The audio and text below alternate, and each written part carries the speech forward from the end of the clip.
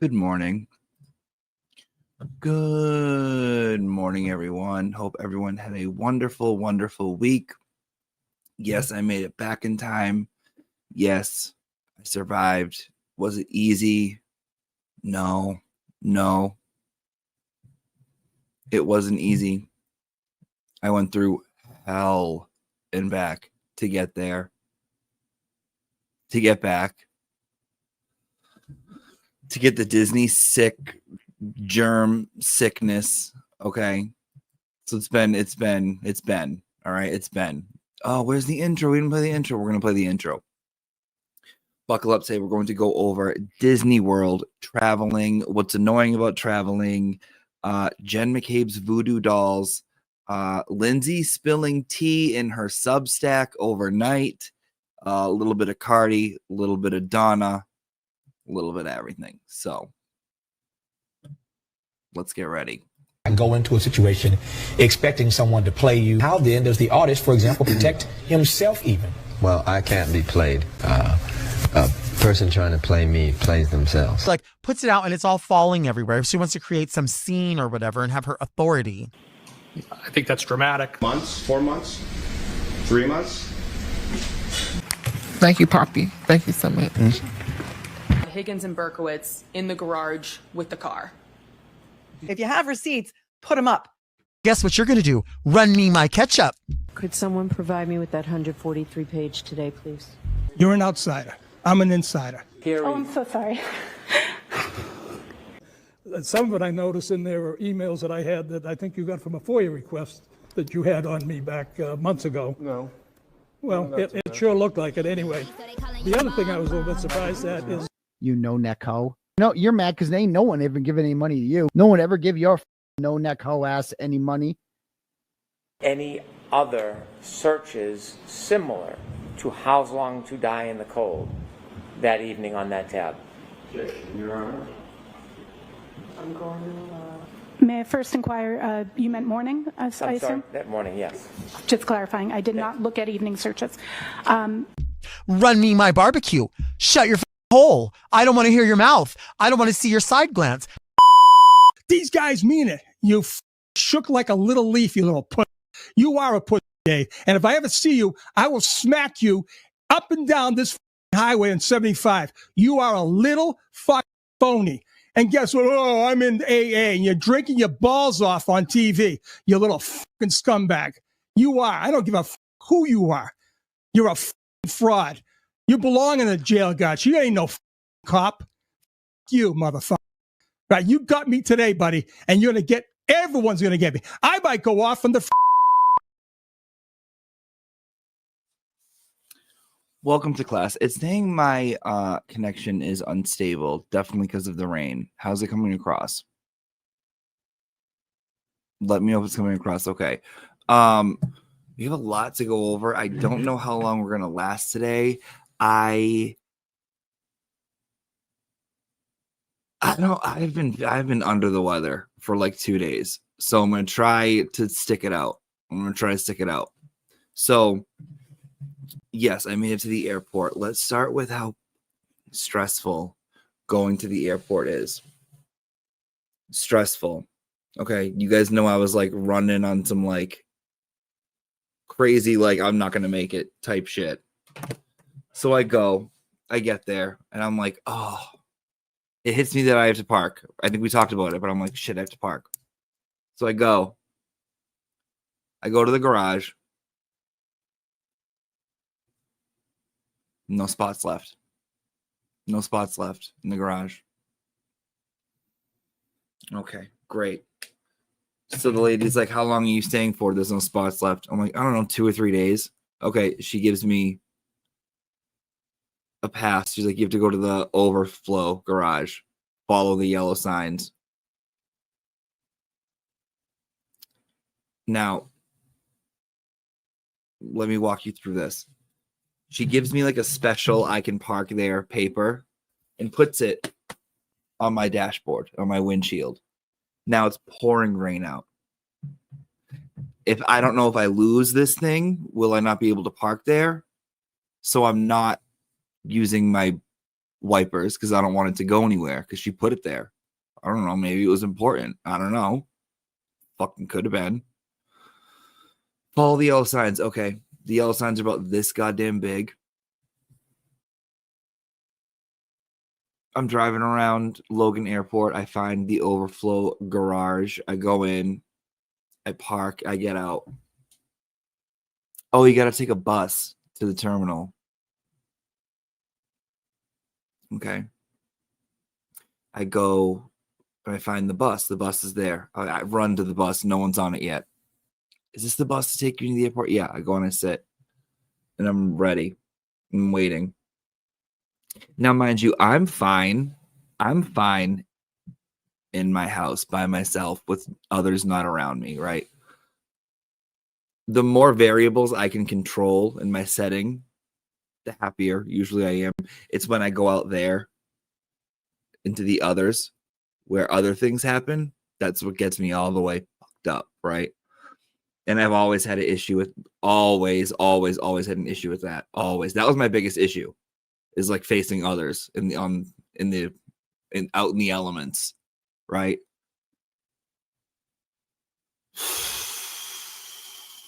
I remember I got into a fight at the grocery store right after I got sober because my bitchy level was on 100, and I literally almost threw down in the grocery store. So I'm feeling in one of these throw down type of moods because it's the stress. It's the stress. So I'm sitting and all these people are coming on the bus and we're not going anywhere. We're still there. Right. And I'm like, more people come in, big suitcases in the way. Got to put the big suitcase here, stand next to it. Still on the bus, still haven't gone anywhere. And we have to go to the second bus stop, Terminal A, Terminal B1, Terminal B2, and then Terminal C, which is where I needed to go.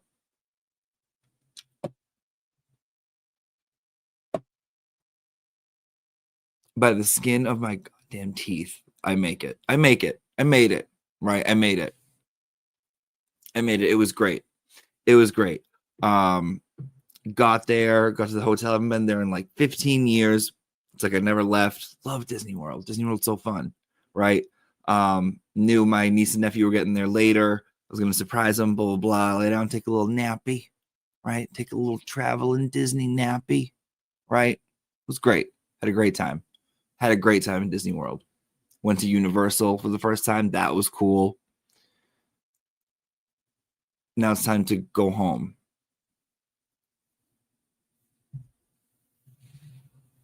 Get to the airport.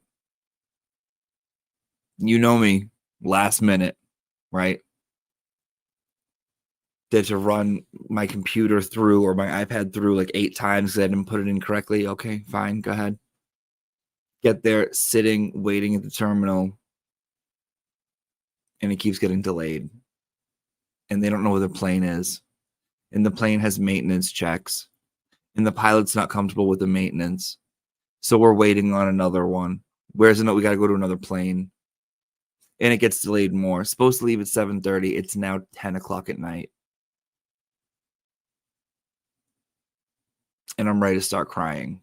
I'm just ready to start crying, screaming, kicking, skinning, screaming, fetal position, whatever. We finally board. That was fine. Quick. 2 hours, 45 minutes. We land in Boston at a wonderful, wonderful hour of 2:02 a.m., right? 2:02 a.m. I didn't have any luggage, so okay, get off the plane. Oh shit, my car is parked in the overflow parking lot. So I'm like, how do you get to the overflow lot? This guy's like, oh, we got to wait for the bus. It won't come for another 20 minutes.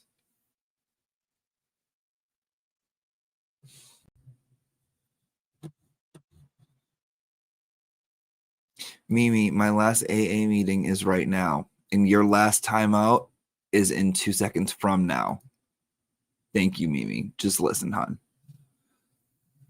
So I'm like, okay. So I wait to go to the overflow because it's not in the regular garage, it's in the overflow garage. So this bus takes me to the overflow garage, but this isn't the actual overflow garage bus. This bus is going to take me across the street from it. So it takes me across the street from it. And the guy's like, you just got to walk down there and then you're fine. I'm like, fucking fungal. Okay. Okay. I go, it's now like 2:40. And I'm walking in this huge, abandoned, dark, scary garage. I finally find my car. I get in my car. And I'm like, okay, I get the ticket from the day I pulled in. I go to leave. I go to put my card in. And my card stops working because I was in Orlando and it thinks someone was trying to steal my identity and go buy some Peter Tragos Mickey ears. Okay. So now I'm stuck in the garage because the card just shuts off. So I call the bank. Bank people aren't there till 7. It's about 3 a.m.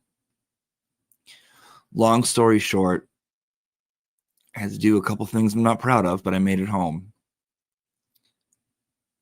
And I'm like, oh, it was like a traveling type of tire that's like, it's not ethical. It's not what people should ever go through, ever. It's not. I wouldn't wish it on my worst enemy. I wouldn't.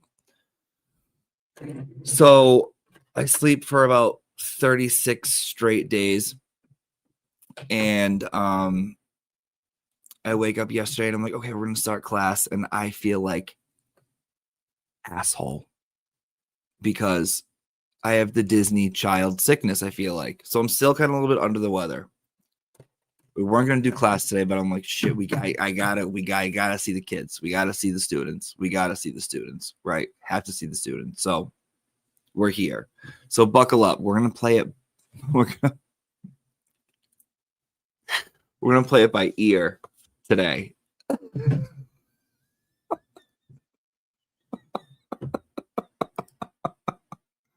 Tons of fun. 911. What about our big fat Greek wedding breakup? Are you talking about the picture that someone made on Twitter? Someone on Twitter made a fucking side by side, like double feature of my big fat Greek wedding, the movie with the breakup with Jennifer Aniston, and they put me and Peter in the positions. I have to find it. I'll show the class. It's pretty funny. Thank you. Tons of fun. Okay. Let me see if I can find it. If I can find it quick, I'll pop it up. But then I want to get into the Substack because that was kind of juicy. Not gonna lie, kind of juicy. Okay.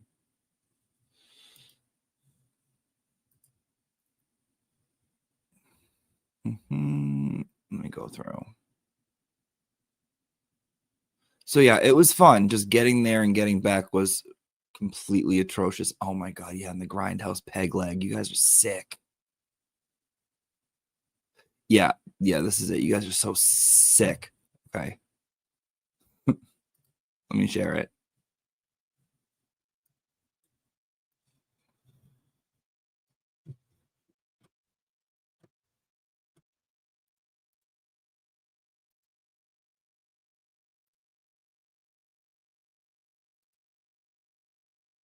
Okay, so this is what I see.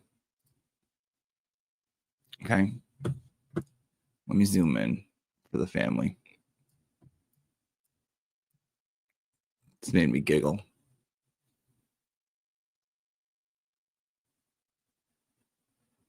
Okay. This is Peter. This is me.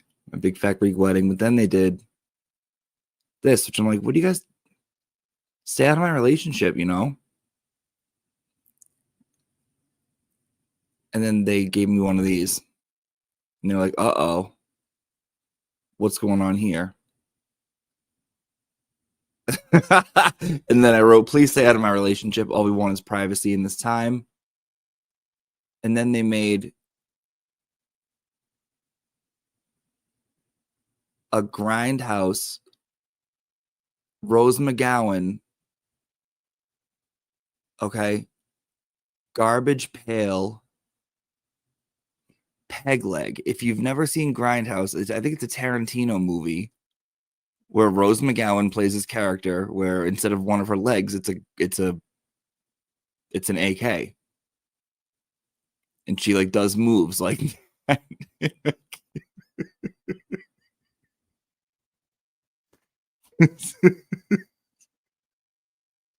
This is the best thing I've ever seen in my life.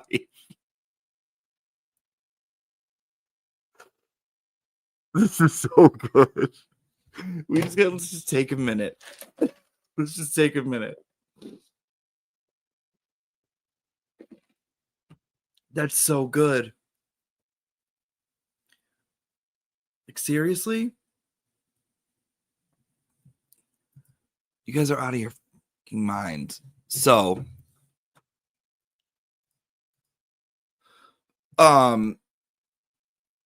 yeah, there's that. So donations for it's all about the animals. A lot of the cards are out, and guys, you might get like a Charlie Brown Christmas tree type of card. Okay, I'm chopping them all up myself. I'm cutting them up myself, printing them myself. They're not all going to be perfect. Okay, some are going to have little rips and tears. I sent out some where a word got cut off, and I was like, well, you know. I'm the friggin' chief cook and bottle washer over here. It's just me, single mother. You know, I'm single mother. So you get what you get. It's the sentiment. It's the feeling. Everyone got a nice little note. And those are almost all the way out. So those will be out soon. So yeah, welcome 17 minutes into class. If you could give the classroom a like, make sure you are subscribed because they are unsubscribing people left and right. Because YouTube, I don't know. They want to make sure you mean it. They're like the Jewish religion. They want to make sure you really want to be here. They're like, well, I don't know. Maybe he just pressed it on accident. Let me unsubscribe him. You got to go back 3 times. You got to talk to a rabbi. It's a whole thing, guys. It's a whole thing. Let's talk about the Substack video, and that will lead us into the Jen Mccabian voodoo dolls. Which, oh, I'm sorry. Did someone predict this? Did someone predict this a year ago? Oh, I don't know. Huh. Don't know.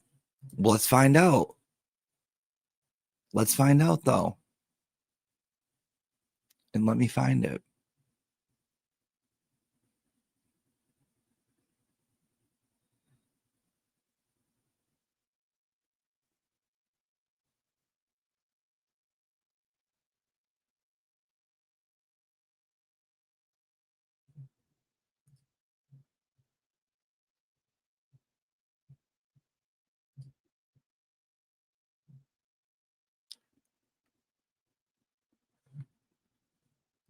Hold on. Here we go. Here we go. Oh, yeah. Yeah. Perfect. Okay. So a couple things covered in the 3-part Substack, which, yeah, I watched all 3 of the part 3 videos that came out. Yeah, of course. Why? Because I'm delivering the news, okay? This is the hard-hitting news. This is what mainstream media won't cover. I will. First things first. Where's my phone? Where's my phone?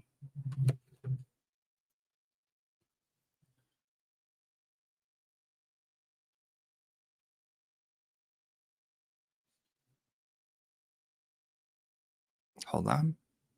Oh, I have jury duty soon, too. Like 10 days. I can't wait. Okay, so she mentions that Jen McCabe controls everything, right? And she does it through Kate Peter. And Kate Peter told Jen McCabe at the end of the second trial that they should get a PR firm to do their shit for them. And that's why the Alberts and the McCabe started doing like interviews. That's why Proctor did one. That's why they were on what is it, Good Morning America, or what one where they were all sitting around looking like they were in The Big Lebowski Part 3. So apparently the PR firm released this article, and I think it went unnoticed, but this wasn't from like anything real. She's saying that this part came from the PR firm. This is what Lindsay was saying. This article here. And it came out on June 18th. Several partygoers who testified in the high-profile case and were present the night the Boston officer John O'Keefe died released a joint statement. She said the name of the PR firm is Berlin Roden, I think, and they released this article along with all the other. Berlin Rosen, here it is. The statement shared with. Okay. Yeah. Okay. Following Karen Reed's acquittal in the death of Boston police officer John O'Keefe, a group of witnesses who were central to the case released a joint statement condemning the verdict. The statement, shared with people by the communication firm Berlin Rosen, this firm right here, was attributed to Jennifer McCabe, Matt McCabe, Chris Albert, Julie Albert, Colin Albert, Nicole Albert, Brian Albert, Carrie Roberts, and Court Roberts. Who? Who's this new bitch? Court Roberts? Courtroom Roberts? Who is this? Who's this plant? All of whom are either present, not Court. I don't know no Court. Who knows Court? Kurt? Oh, could be Kurt. Yeah, Emily. I'm like, who's this bitch? Kurt. That's right. Today our hearts are with John and the entire O'Keefe family. They have suffered so much and deserve better from our justice system, the statement read. It's a nice picture of Cal. While we may have more to say in the future, today we mourn with John's family and lament the cruel reality that this prosecution was infected by lies and conspiracy theories spread by Karen Reed, her defense team, and some in the media. The result is a devastating miscarriage of justice.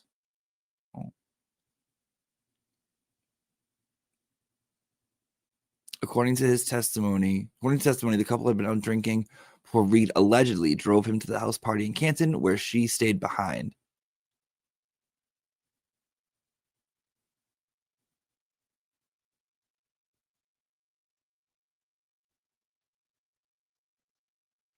The autopsy determined that O'Keefe died from blunt force trauma to the head with hypothermia listed as a contributing factor. Prosecutors argued Reed struck him with her SUV in a drunken rage during a fight and left him to die in the cold, but the jury found reasonable doubt in that theory, acquitting her on Wednesday of second-degree murder, manslaughter while operating under the influence and leaving the scene of a deadly accident. However, she was convicted of operating under the influence and received 1 year probation. Reed's defense team argued that she never struck O'Keefe with her SUV, and she claimed that he was still alive when she dropped him off outside 34 Fairview Road, the home of fellow Boston police officer Brian Albert, in the early morning hours of January 29, 2022. They argued that O'Keefe was later attacked possibly by a dog or in a physical altercation inside or near the home, and that his body was staged outside and in the snow. They alleged a cover-up ensued involving several partygoers, law enforcement officers, and suggested evidence was withheld or manipulated to protect others. The defense cited discrepancies in phone records and alleged the deletion of text and what they described as suspicious behavior from some of the witnesses who were inside the home that night. Okay, that's a really weird article. Okay, so she's claiming that this is the PR firm that they hired. Where is it? Let's highlight it, because this is the most important part. Berlin Rosen. Now, if you would like for extra credit, do some research into that PR firm. She mentioned something about like things that PR firm has done, and I don't know what she's referring to. So if you have some extra time and you want some extra credit, do some research into who they are and send it to the teacher. How do I send it to the teacher? Here's how you send it to the teacher. Boom.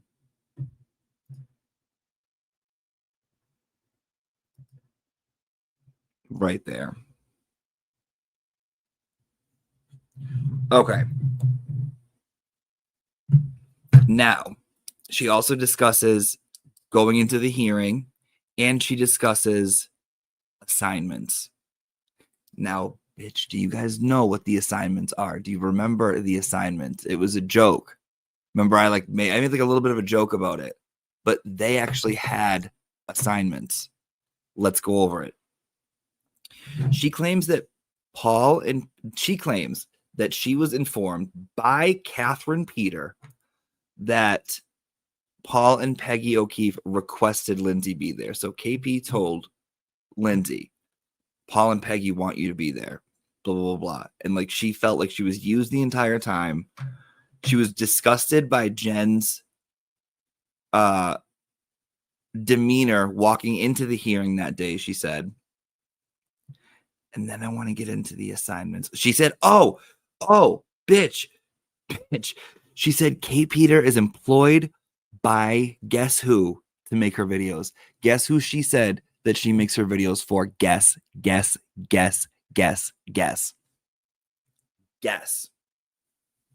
That's right. Coffenhager. She said that KP gets paid by Coffenhager to make her videos. Allegedly.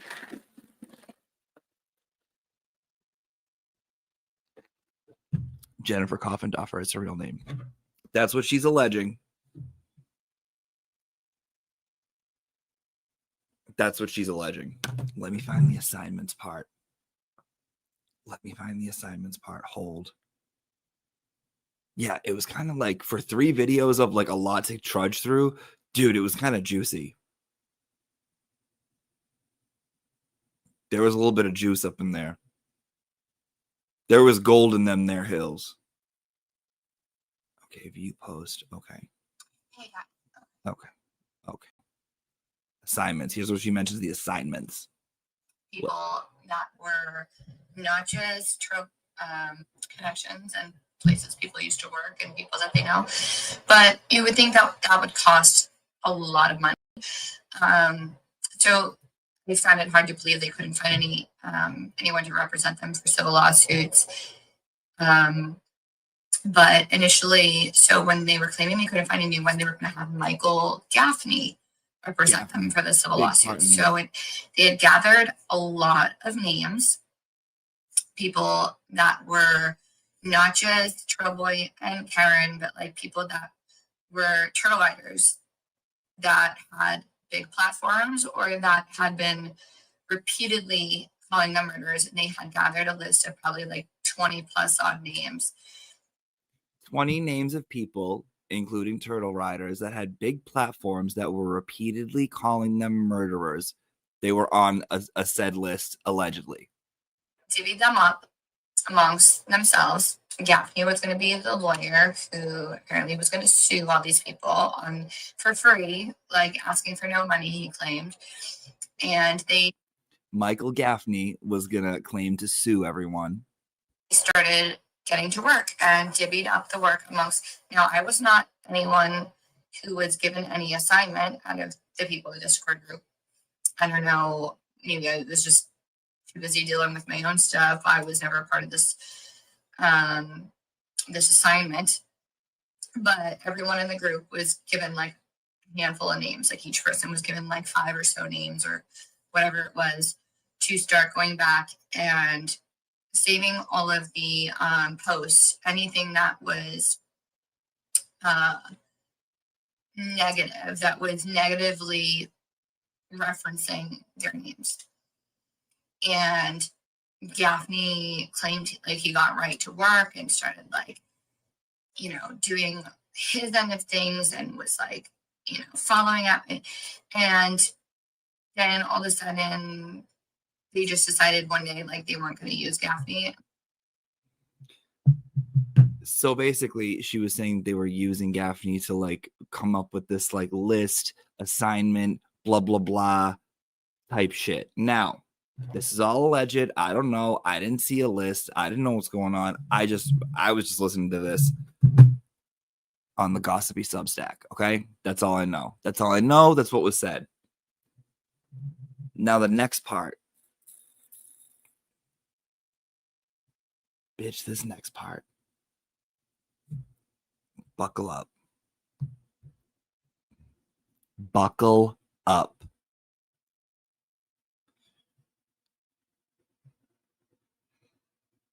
Are you guys? If I can get it up here, we're gonna get it up. If I can get it up here, we gotta. This one, this thing, this one.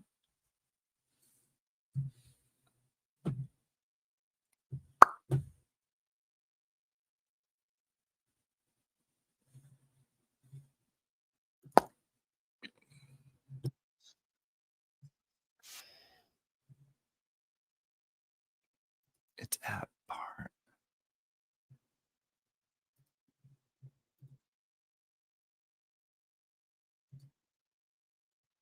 Okay.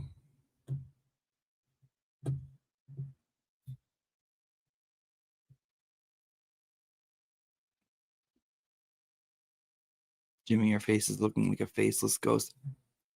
I don't know what that means, hon. I'll put that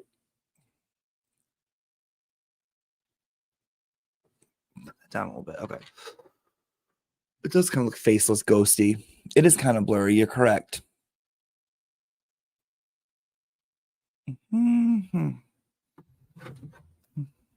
Mm-hmm. I don't know. It's probably the bad reception. So blurry.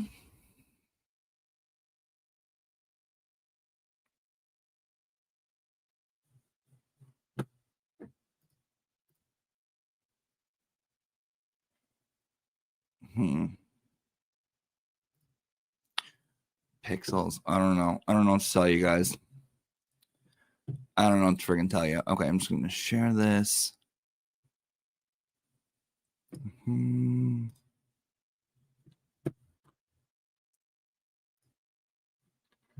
Okay.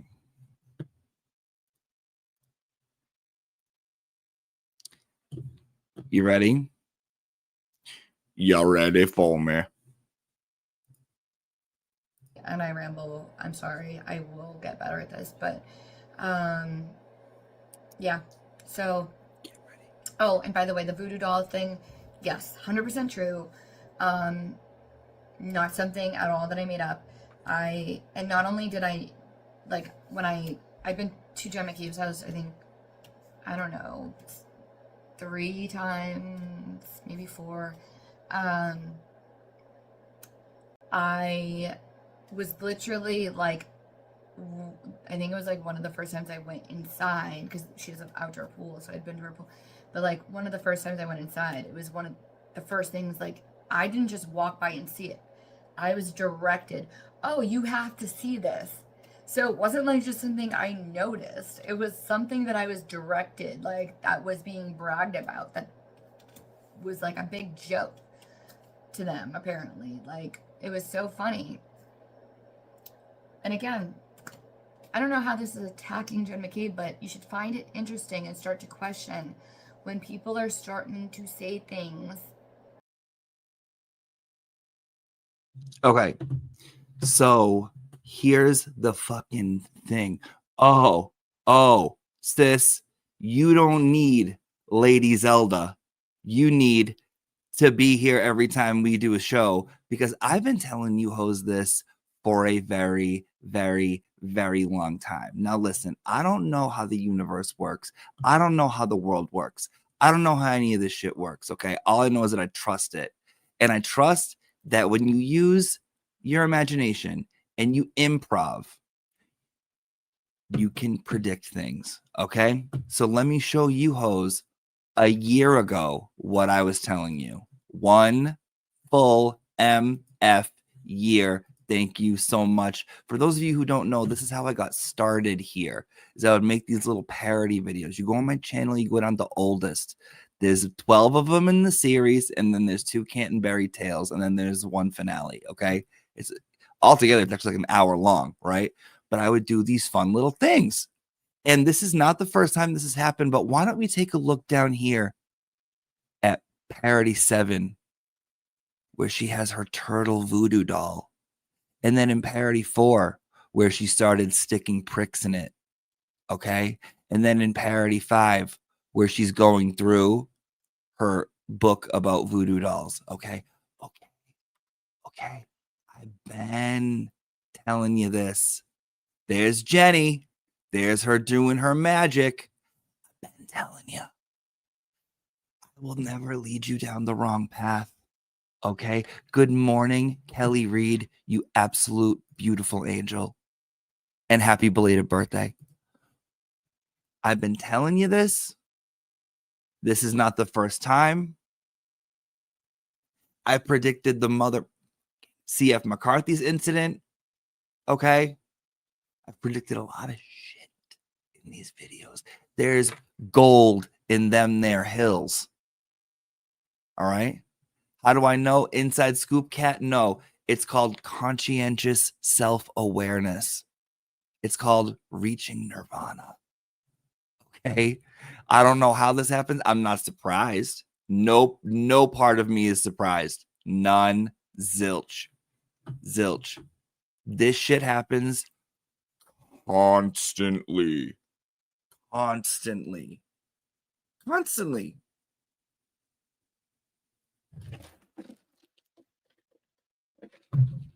That was the craziest shit to me. The craziest shit to me. So that was my daily dose of Substack, and then being like, wow, that's crazy. That's weird. So I got yous. Let's say hi to the people. Mrs. Parks in the house chopping 50 on me. Can we watch more Substack? Love you, miss your face. I'm late to class, but I hope you had the best time in Disney. Thank you so much, Mrs. Parks. I did have a pretty good time in Disney. Thank you. The Mickey I know was wonderful. Thank you very much, Mrs. Parks. I appreciate it.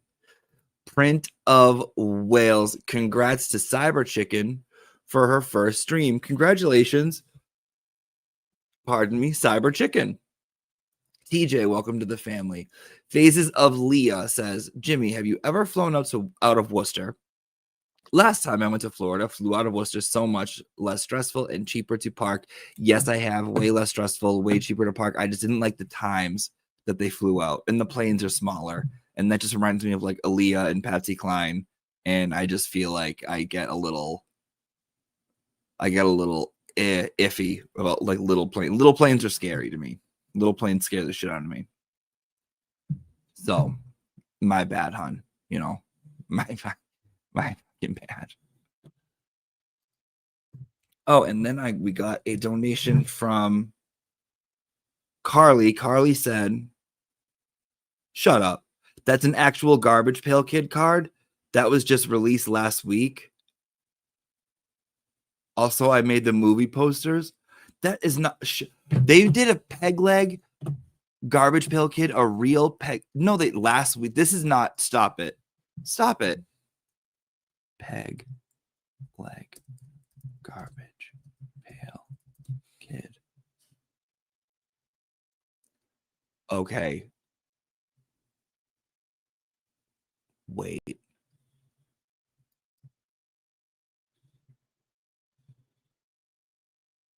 What kind of tomfoolery is going on here? What is this? Guys, take a look at this, please.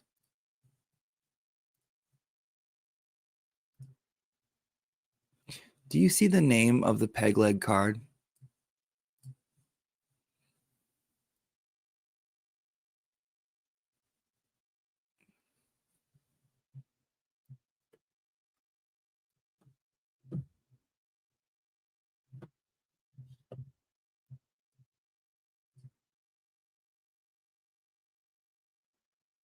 What if I told you it was all meant to be?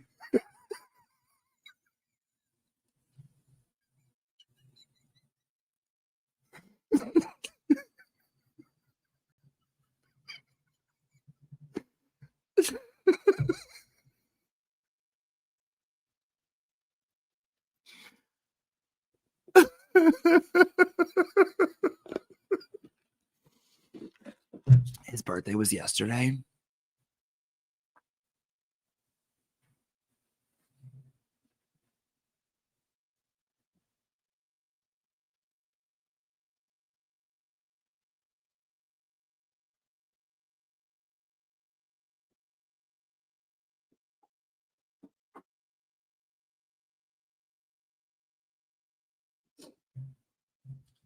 Okay, I can't find it right now. We have to do a deep dive on his birthday. Thank you for letting me know.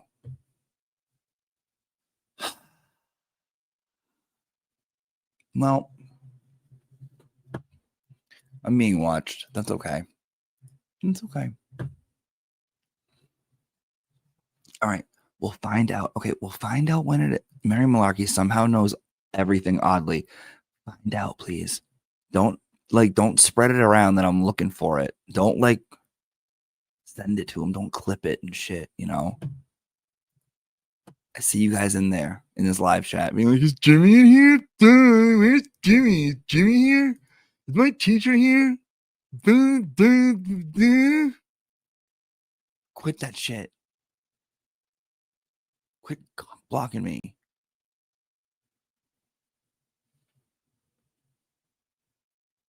I'm over here trying to get a friggin'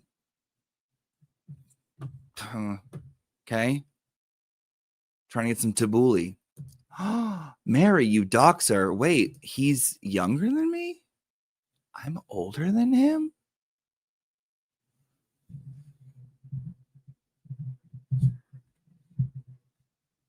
I'm older than him? That's so weird. That's not it in my fantasies, in my mind. I don't feel that way. I don't like that. No, take that back. That I'm not that. No, see, that does not go well with my fantasy in my mind. So, no, thank you. I don't accept that as fact.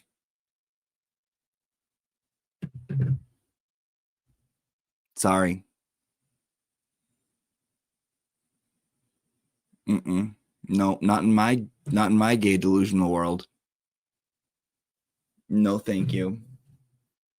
No, thank you. 10/16/1988, though.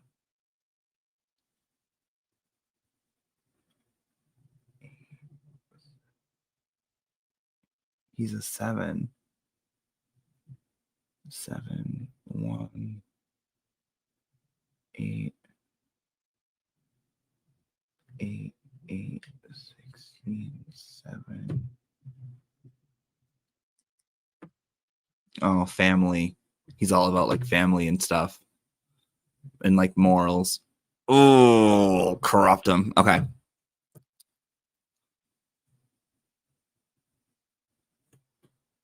Whatever. Guys, don't ruin that again for me, please. I really, really liked him being at least 10 years older than me. At least, maybe even 15. Enough to be my father. Is that weird?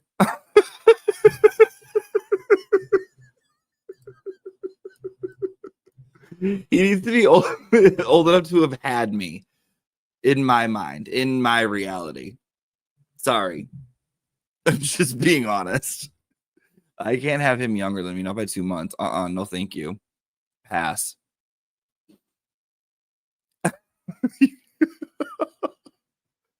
9s. Yeah, we're 9s. 7. That's okay. It's okay. All right. Today we're gonna do, for the rest of the class, we're gonna do some fun stuff. We're gonna do a little Donna, and we're gonna do a little Cardi. We're gonna start with a little Donna and a little Cardi.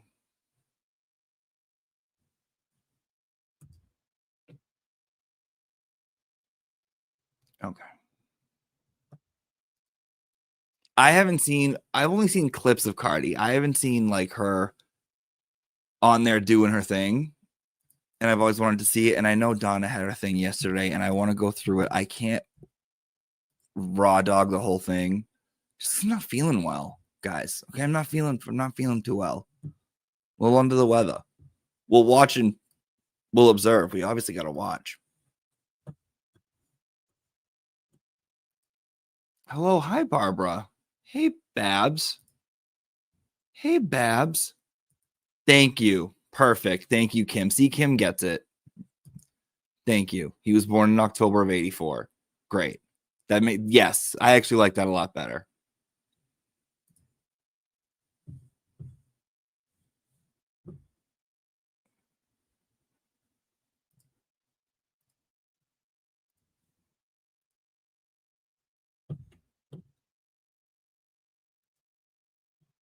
All right, let's watch the matriarch here.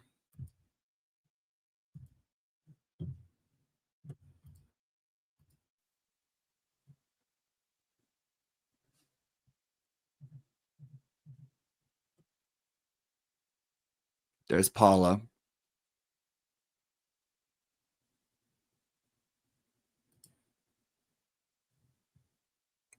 There's the corner.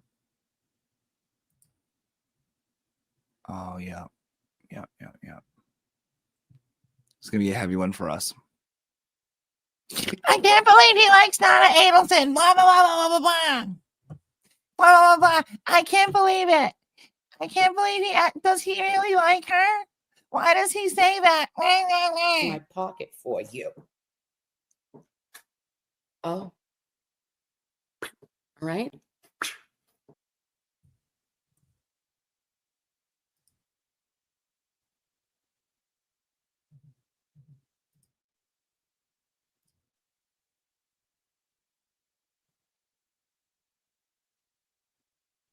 I got to move myself.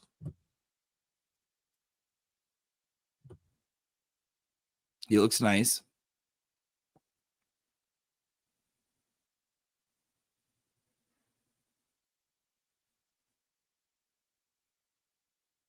He loves that blazer. That's his fucking blazer.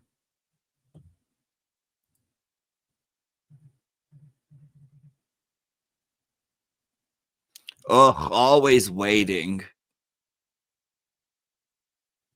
They think I got all the time in the world.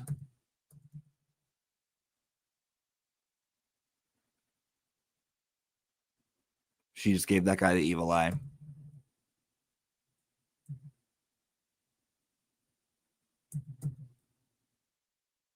What are you doing, Harvey?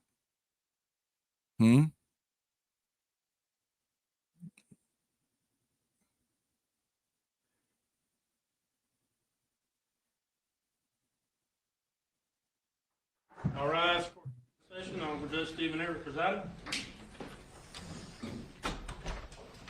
Afternoon, everyone. You can see that.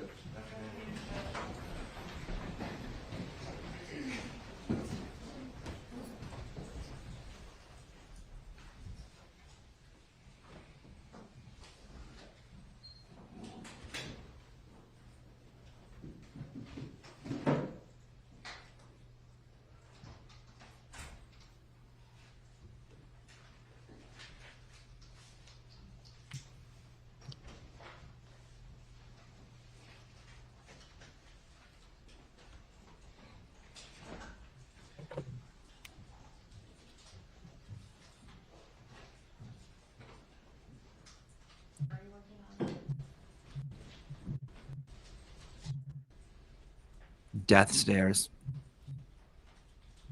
She's like, ain't no thing. I'll do this all day. Is going to be attended this afternoon. That's correct, Judge. Is there anyone that is going to be attending on behalf of the state as well? Yes, Your Honor. The Markel family will be appearing by Zoom, but they're relying on their statements previously made. Let's go back. But they're relying on their statements previously made.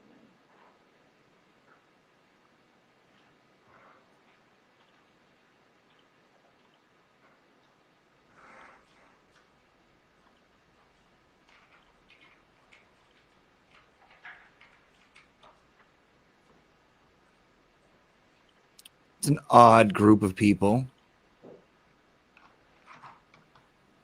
Is it not?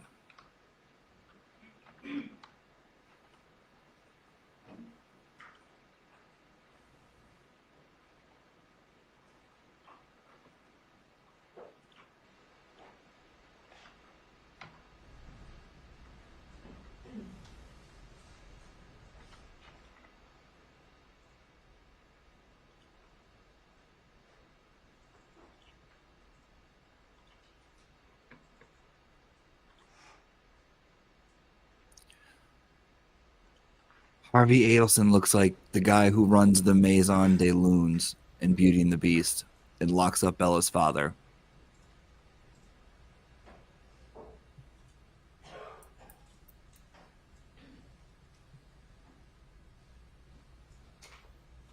Do your box breathing, Harvey. The doctor said it's good for your heart. I won't read the phone number out loud, but his iPhone, one of the witnesses was about it. I believe the gentleman appearing is our witness, Judge, this case. Where are her MCAS headphones? Her IEP headphones.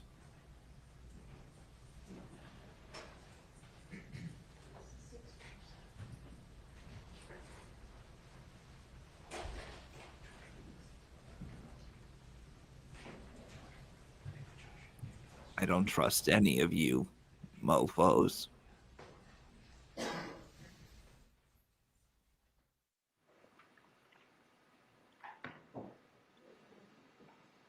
the 647 number belongs to Ms.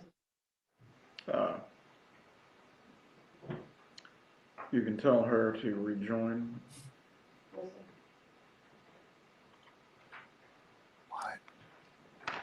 What?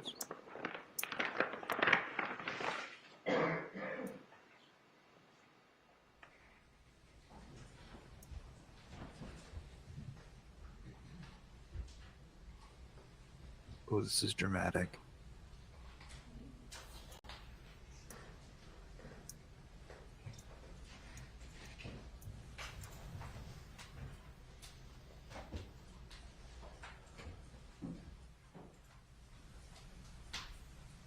Everyone on the Zoom can keep themselves on mute until it is time for you to speak, please.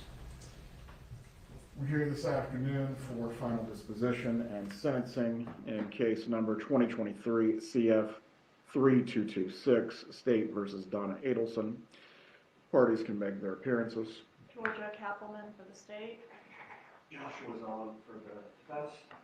Jackie Colford on behalf of Mrs. Adelson. Have the parties received their copies of the pre-sentence investigation report? Yes, Your Honor. Yes, Judge.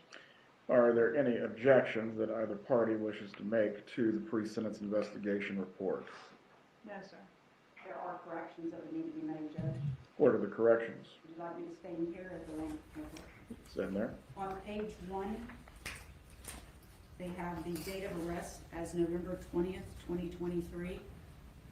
And she was actually arrested on November the 13th of 2023. I will notate Ms. Kappelman, is there any No, challenge sir. to those? No, sir. I will notate the copy then that will be filed with the clerk as November 13th of 2023. Go ahead. On page number 5, there are several. The first place, near the top, it says wage salary, and this was supposed to be her current employment that she had, and it said $1,000. She did not have employment where she made $1,000. She was not receiving any salary to income. So that should be 0. Ms. Kappelman, do you wish to be heard concerning this? No, Your Honor. So again, I will notate the wage salary as $0.00. Thank you, Judge. The next, underneath there, it says the number of jobs in the past 2 years, 1. She has had no jobs. She's been employed the majority of the 2 years. Which part of page 5 are you referring to? Well, that's on page 5, right underneath the wage. So no jobs, no employment. Correct, that should be 0. Ms. Kappelman, do you wish to be heard? No, sir. Notate that there has not been any employment or 0. Go ahead. Thank you, Judge. Directly under there, it says months unemployed in the past 2 years, 0, and she's been unemployed for 2 years. Well, No so objection. you're asking for that to be 24 months. Correct. Go ahead. There are 2 typographical errors in the remarks section. The second line from the top in the remarks says history, comma, she, where that's supposed to say the defendant. Give me one moment, I'm finding it. She's like, there's a semicolon. There's not supposed to be one. Don't you worry, Miss Adelson. We're getting y'all taken care of.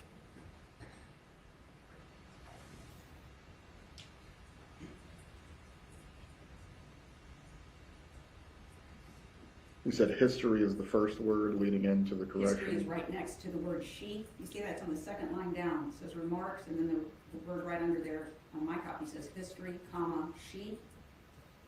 Yes. It should be the. It's Kappelman. No objection. Go ahead. And then in the same paragraph, 4 lines down to the far right, it said who had fallen in. That should be ill, I-L-L. No objection, Judge.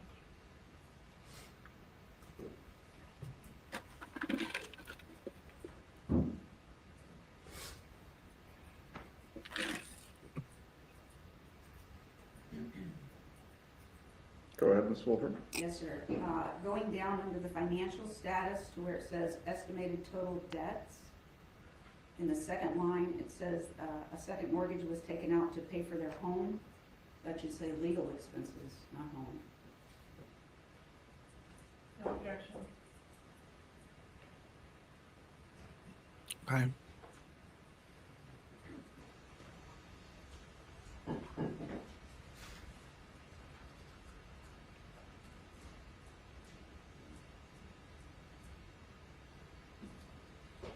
Go ahead, Ms. Wolford. Yes, sir. The same section where it states remarks, 3 lines down, it says husband's dental practice. That's incorrect. The dental practice was not providing income prior to her arrest. She was only receiving Social Security assistance.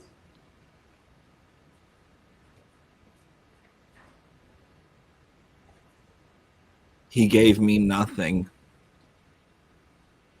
You're just asking husband's dental practice to be scratched through. That's correct. The only income was, they listed Social Security, but they listed both. He said it was all tied up in bad investments. No objection. Well, anything else? On page 7, Your Honor, about halfway down the page, it has the remarks section. And if you go 1, 2, 3 lines from the bottom where it's listing grandchildren, on the right, it has a child's name, 14, and then it says a female, 7. That's actually a male. Well, we don't know yet.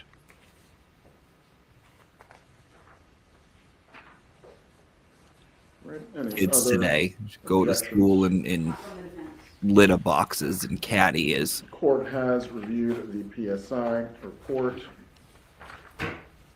And at this time, I will direct the clerk to file it as a part of the record.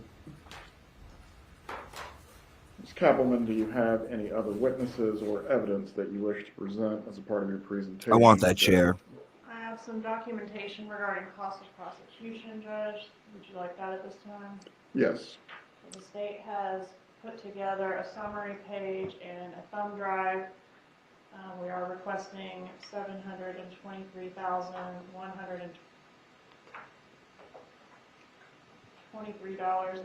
in restitution.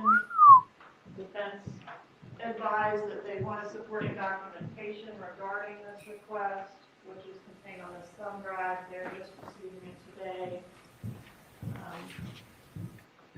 So have not had an opportunity to review it. I think at this time the parties are in agreement to ask Your Honor to order cost of prosecution and reserve regarding the amount, and we'll see if we can reach an agreement regarding the amount. Very well. So that's one item that's in dispute for today. Another issue, Judge, is the score sheet.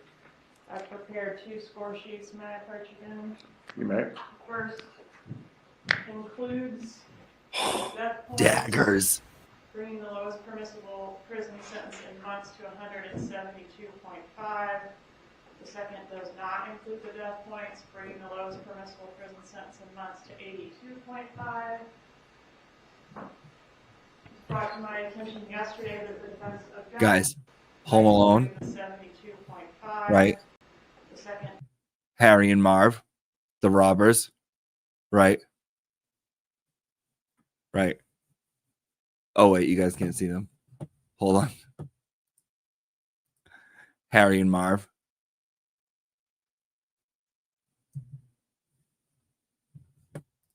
Does not include the death points, bringing the lowest permissible prison sentence in months to 82.5. Brought to my attention yesterday that the defense objects to the inclusion of the death points. The limited research that I've had an opportunity to do suggests that they should be included if the death was a direct result of the crime. I believe it was. The defense wants to argue otherwise, so whichever score sheet Your Honor chooses to go with, it's both provided there for you. The state is requesting, are you ready for me to argue what I want for sentence? Okay. Go ahead. Obviously life on count 1, Judge. We would ask for 30 years consecutive to count 1 on count 2. All right, guys. This is how my mind works, okay? All I'm thinking about right now is how I would hate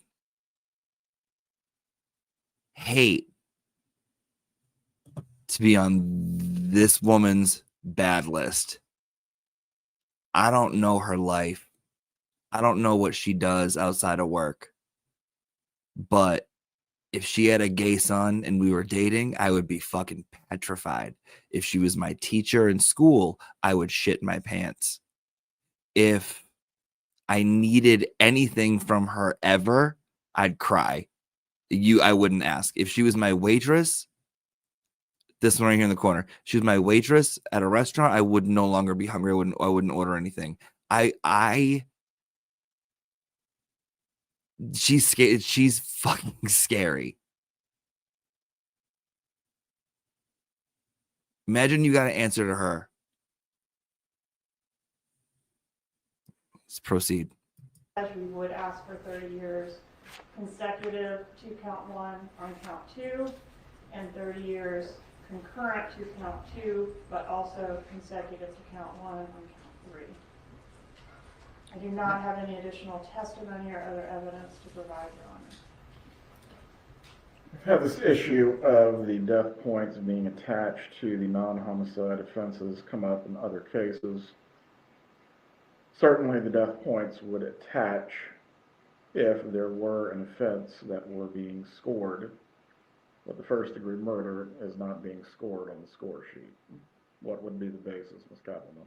That the death resulted from the conspiracy. It wasn't just a conspiracy without a death. It was a conspiracy that directly resulted in a death, hence the death points are appropriate.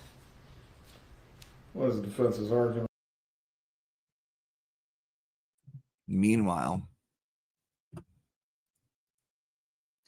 this guy, right here, this guy right here is just now realizing he's in the middle of a trial. Look at him. It wasn't just a conspiracy without a death. It was a conspiracy that directly. He's like, whoa, shit. The death points are appropriate. What is the defense's argument concerning the score sheet? I'll do my best, Your Honor, to limit the weather for the last week or so. It's the same argument that was made on behalf of Mr. Dr. Adelson post-conviction. Your Honor granted the correction of the score sheet. Solicitation and conspiracy do not require an actual death. And I'll just... Why is there this younger Indian presenting man taking this so hardly? Is that if this was Arrested Development, is this Anyang? What's going on with this one right here? What's he doing? A lot of questions. Rely on the same cases that were relied on by Dr. Adelson. State versus Johnson, 561 Southern 2nd, 1321. The crime, quote from that case, the crime of solicitation is completed when the actor, with intent to do so, has enticed or encouraged another to commit a crime. The crime need not be completed. And then in Becky v. State, 423 Southern 2nd, 417, second DCA, crime of conspiracy consists of two necessary elements: an agreement, 1, and 2, an intention to commit the offense. Once the intent is formed and the agreement is made, the conspiracy is complete. Just like Your Honor did. What was he up all night doing blow? Charlie Adelson's case, by order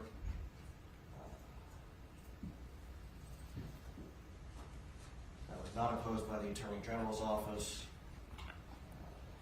The Leon County Courthouse is going to be haunted for 500 years for the ghost of Donna Adelson.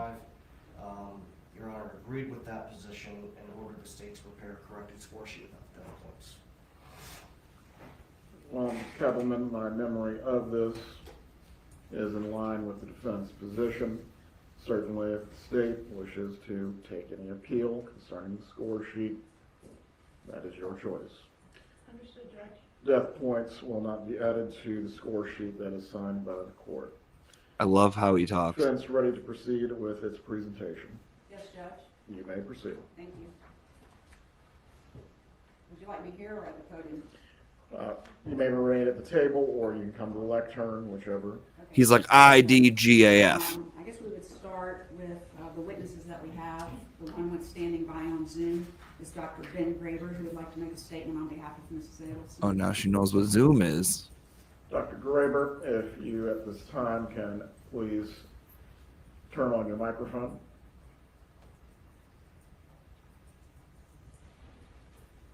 Please raise your right hand, sir. Dr. Graber, if you can raise your right hand to be sworn. Do you swear or affirm the testimony? No, Dr. Graber, your hand, Dr. Graber. No, put that back in your pants, Dr. Graber. Your hand. I Your believe right you have hand. a volume problem, Dr. Graber. I can see your lips moving, but I can't hear you.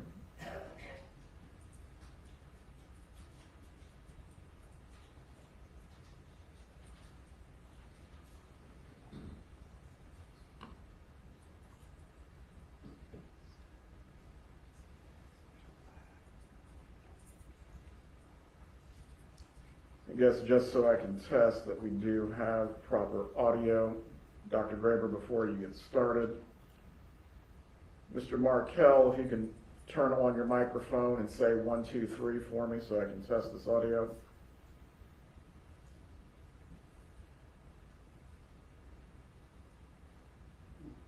All right, he's not coming through either. Time to troubleshoot.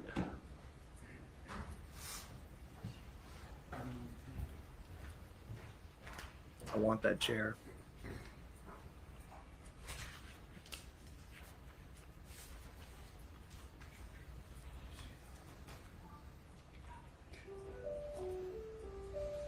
Yes, but I didn't know what I was supposed to do.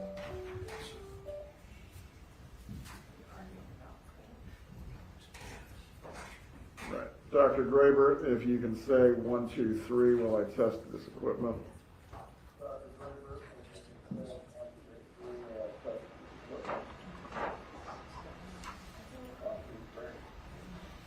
All right, I can hear you now, but we can't get them over the loudspeaker. At least. Someone must have switched the audio settings.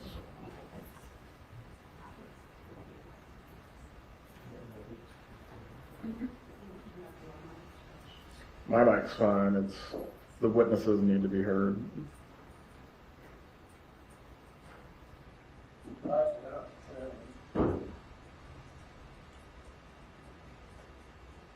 Right, thank you, Mr. Markell. I'm going to place you back on mute at this point.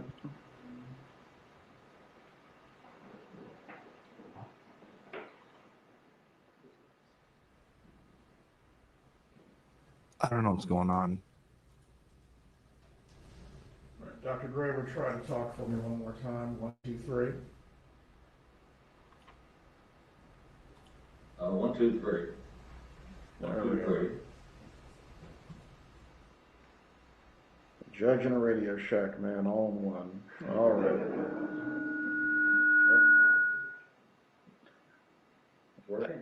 Working? It is. Let me swear you in again, sir. Please raise your right hand. Do you swear or affirm the testimony you will give today will be the truth? I do. Imagine that hand smacking you. If you're examining the witness, or is he reading a statement? He's going to present a statement, Judge. Dr. Graber, you may proceed at this time. Thank you, Your Honor. I appreciate the opportunity to come and speak on behalf of Donna Adelson.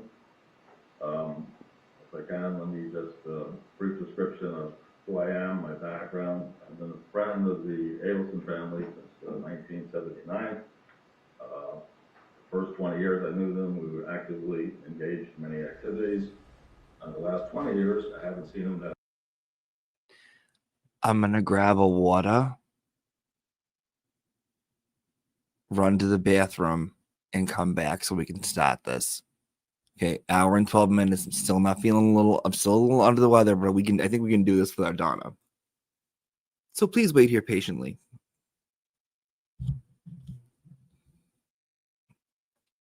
Thank you. Thank you.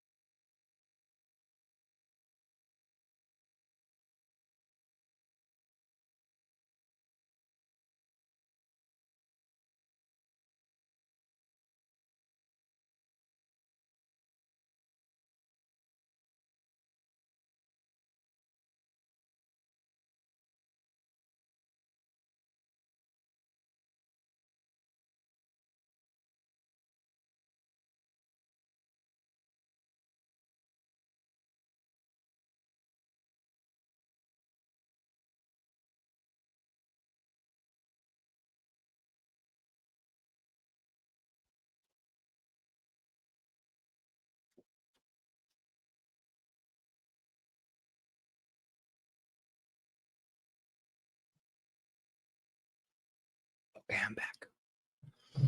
Okay. All right, let's watch this.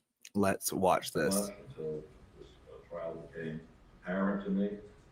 And my background is I'm a medical doctor practicing obstetrics and gynecology, 45 years here in Florida. I was also a state legislature from 1988 to 96, representing. Is this her OBGYN? Broward County. I was a county commissioner in Broward County and mayor of Broward County for 1 year in 2006. Also a professor at the University of Florida Medical School and the University of Miami Medical School in clinical OBGYN. And I'm here to speak today on behalf of Donna Abelson, the person I've known for a great deal of time. Hi Donna, just want to say hi. I'm sorry I can't be there to hug you. And I'm sorry we didn't get to have that dinner after your trial was over. But I'm here to, on your behalf, to let you know that you have friends, and I believe in you. Let me say that Donna, I never thought we'd be here at this situation when I first met you. It's a total shock to me and to our families. And it's a tragedy for me to have to be here to talk about this. I feel very bad for your family, for the Martell family, for the tragedy everyone's experiencing.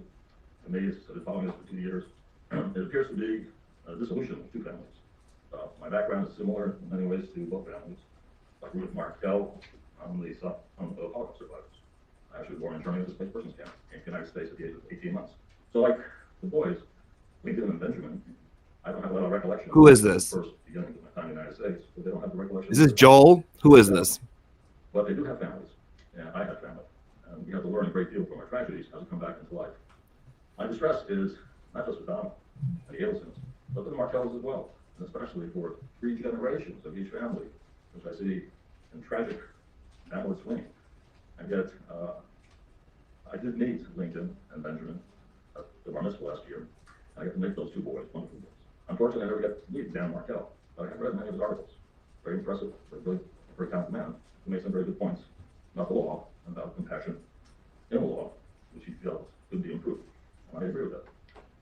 So part of what I'd like to say today is basically that I do believe that Donna is a victim of mental circumstance, but has been actively exploited by parties involved in this case.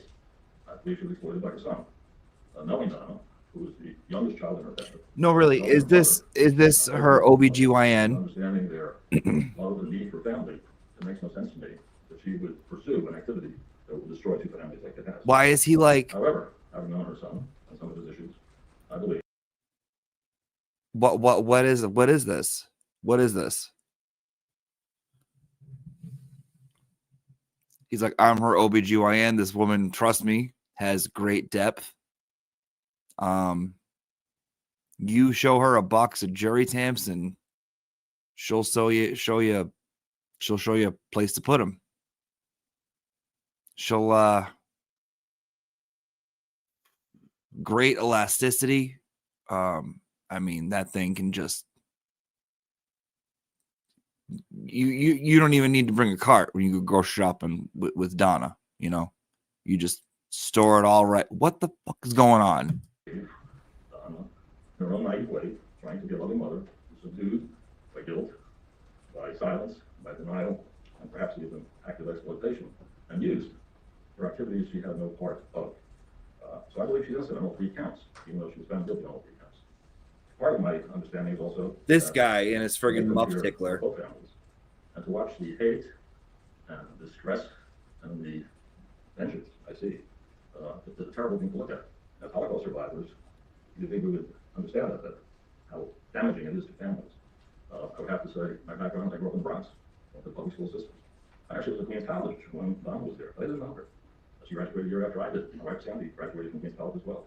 When we got to Coral Springs, we met up after being there a while. New young families, professionals trying to live a life, having children, building a community, which we did. So to see this situation occur, to me, is devastating in many aspects. As a legislator, I can tell you that we see things in the law. Even though I'm a doctor, I was chairman of healthcare, I was a Democrat, majority leader. I sat on the Judiciary Committee for 2 years, and this all the laws. Even wrote some of the sentencing guidelines and participated in passing them at that time. What I learned over the years was that I had the privilege of passing many laws, because I was a leader, and was able to work both sides. So many of my laws exist in the books. I get calls from judges periodically asking me about the intent of the law, and I wrote it because they have a case, and it's come down to what did you intend to happen from this law? And they would ask my opinion, and they would use that information. So I'd like to talk a little bit about the intent of the judicial guidelines for sentencing. I think the life without parole is a very harsh sentence. So are you getting paid by the word? To punish domestic cases with that, but they hit drug dealers and organized crime and dangerous to the public. But I think it's been switched over to be used in conspiracy theories against the average citizen, which would not be the intent of the law, in my opinion. Second of all, I think that it's unfortunate that this case has gone into so many new victims. I mean, we've already we have 4 victims who have been found guilty of murder. 2 have committed the murder, maybe 1. The others are conspiracy theories. And I would believe that I would suggest that needs to be reviewed by the legislature. That's my opinion. Now, in this case, Dr. Graber, before you continue, is this being offered as character? Because he is not an expert on Yeah, the law. what? Yeah, what is this? Very well. You may continue, Doctor. yes, that's my opinion from my background. It's not, I'm not giving a professional opinion, I'm giving my personal opinion from experience. What I'm asking the court today is, to me, the court, the judicial system, the power of the judicial system is in the judge. And it is the judge who is the presenter of a safety net for the public. To show some compassion when the cold written law, with every box checked off, shows no compassion. Where does the compassion come from? It should come from the judge, it should come from the jury. And I think that maybe that's something we have to consider. So at this point, what I'm saying is that I believe that Donna Adelson is a 5-star mother, did everything she could do for her kids, for her family, for her community. She has no bad intentions. She's not a leader, she's a baby in her family. She's always been a follower. Yes, she makes noise and she complains, but that's not her behavior. This is not her profile. So I understand that nothing can be changed, but I want it on record that I believe she is innocent of these 3 counts, and we believe her. With that, I would have to say, sometimes bad things happen to good people, and I think this is one of those cases, and it's unfortunate. For the families, I would ask, beg them, think about the 2 boys. Dad's not here, but a piece of him is here, and those 2 boys. And their future, they're both teenagers now. Their future depends a lot on what's going on here, and how they're going to be perceived in the future, and how they will interpret the future based on this. So I think it's time for some compassion, some understanding, some forgiving. Perhaps it's time to take a step back and let everyone heal from this process. With that, I say to you, Donna, Cameo, I love you. We support you and the family, and we hope you the best. God bless you. And Ron, thank you for letting me speak. Let's have an examination for the witness. No, Judge. Does the state have an examination for the witness? No, sir. Dr. Graber, you can remain on the Zoom. I would just ask you to mute yourself at this point. Thank you. Let's have any other witnesses to present or evidence. Yes, Judge, we got Rick Chagrin, who's present, would like to make a brief statement.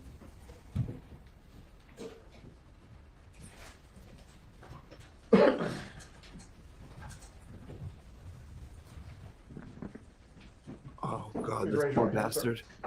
Do you swear or affirm the testimony you will give today will be the truth? I do. You can lower your hand. You may direct the witness or you may give a statement. You can state your full name, please. My name is Richard Gordon Chagrin. Have you prepared a statement here? Yes, I have. Okay, you can do that. Chagrin. This is on behalf of myself and my wife, Susan Brotman, an attorney at law. We have known Donna Adelson for over 35 years. She's been a dear friend and travel companion, and we are still in shock of her current circumstances. We know her to be a loving parent, wife, and grandparent. We stand behind her claim of innocence. We feel the trial was held in the county Dude. where there's been a lot of bad and inaccurate negative.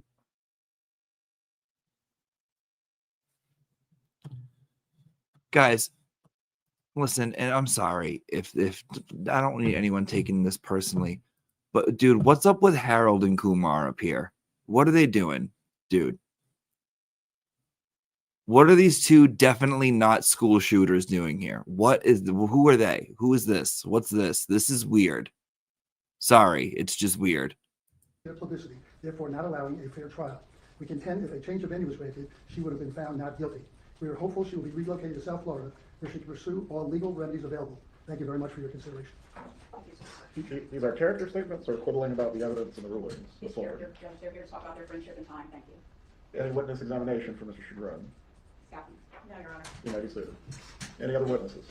We did provide to the court, if you received your copy, Judge, some very short letters that were written as character support on behalf of Mrs. Adelson, if I may go through those at this time. Go ahead. Thank you. The first letter that was submitted to the court was by Annie Cunningham and Ronald Gutterson, who testified at trial. They say, we are writing this letter to restate our knowledge and feelings regarding Donna Adelson. We have known Donna since 2009 and consider her to be our dearest friend. Dude. Donna is a kind, caring, loving person. Tweaking. She was always It's concerned with tweaking. the welfare of others. She is not the monster portrayed by the media. Donna is incapable of threatening or harming anyone. Donna is almost 76 years old and in frail health after almost 2 years of incarceration. We will always believe her to be innocent and ask the court to take these factors into consideration when deciding Donna's sentence. Next, we submitted to the court was one of her longtime friends, Ruth Rosenberg, who wrote, I immigrated to the USA from Israel when I was 1 month shy of 12. I lived in Israel in a town of 5,000 inhabitants where my family knew almost everyone and came to New York City, Queens, with a population of close to 8 million residents. To say it was a culture shock is an understatement. I didn't speak any English and physically looked like an underdeveloped child in comparison to the American girls my age. I entered the 7th grade in September, not knowing any English, the quote stranger in school. For several months, I sat by myself at lunchtime in the cafeteria, staring at the next table, where Donna and a group of her friends were conversing, laughing, and having a nice time. One day, Donna walked over to my table and asked me if I would like to join them, and of course, I said yes, please. That kind gesture started a 62-plus year friendship. She invited me to her house to meet her family, and over time, we became like sisters. I can recall several instances where Donna helped me obtain a job so I can help my parents financially.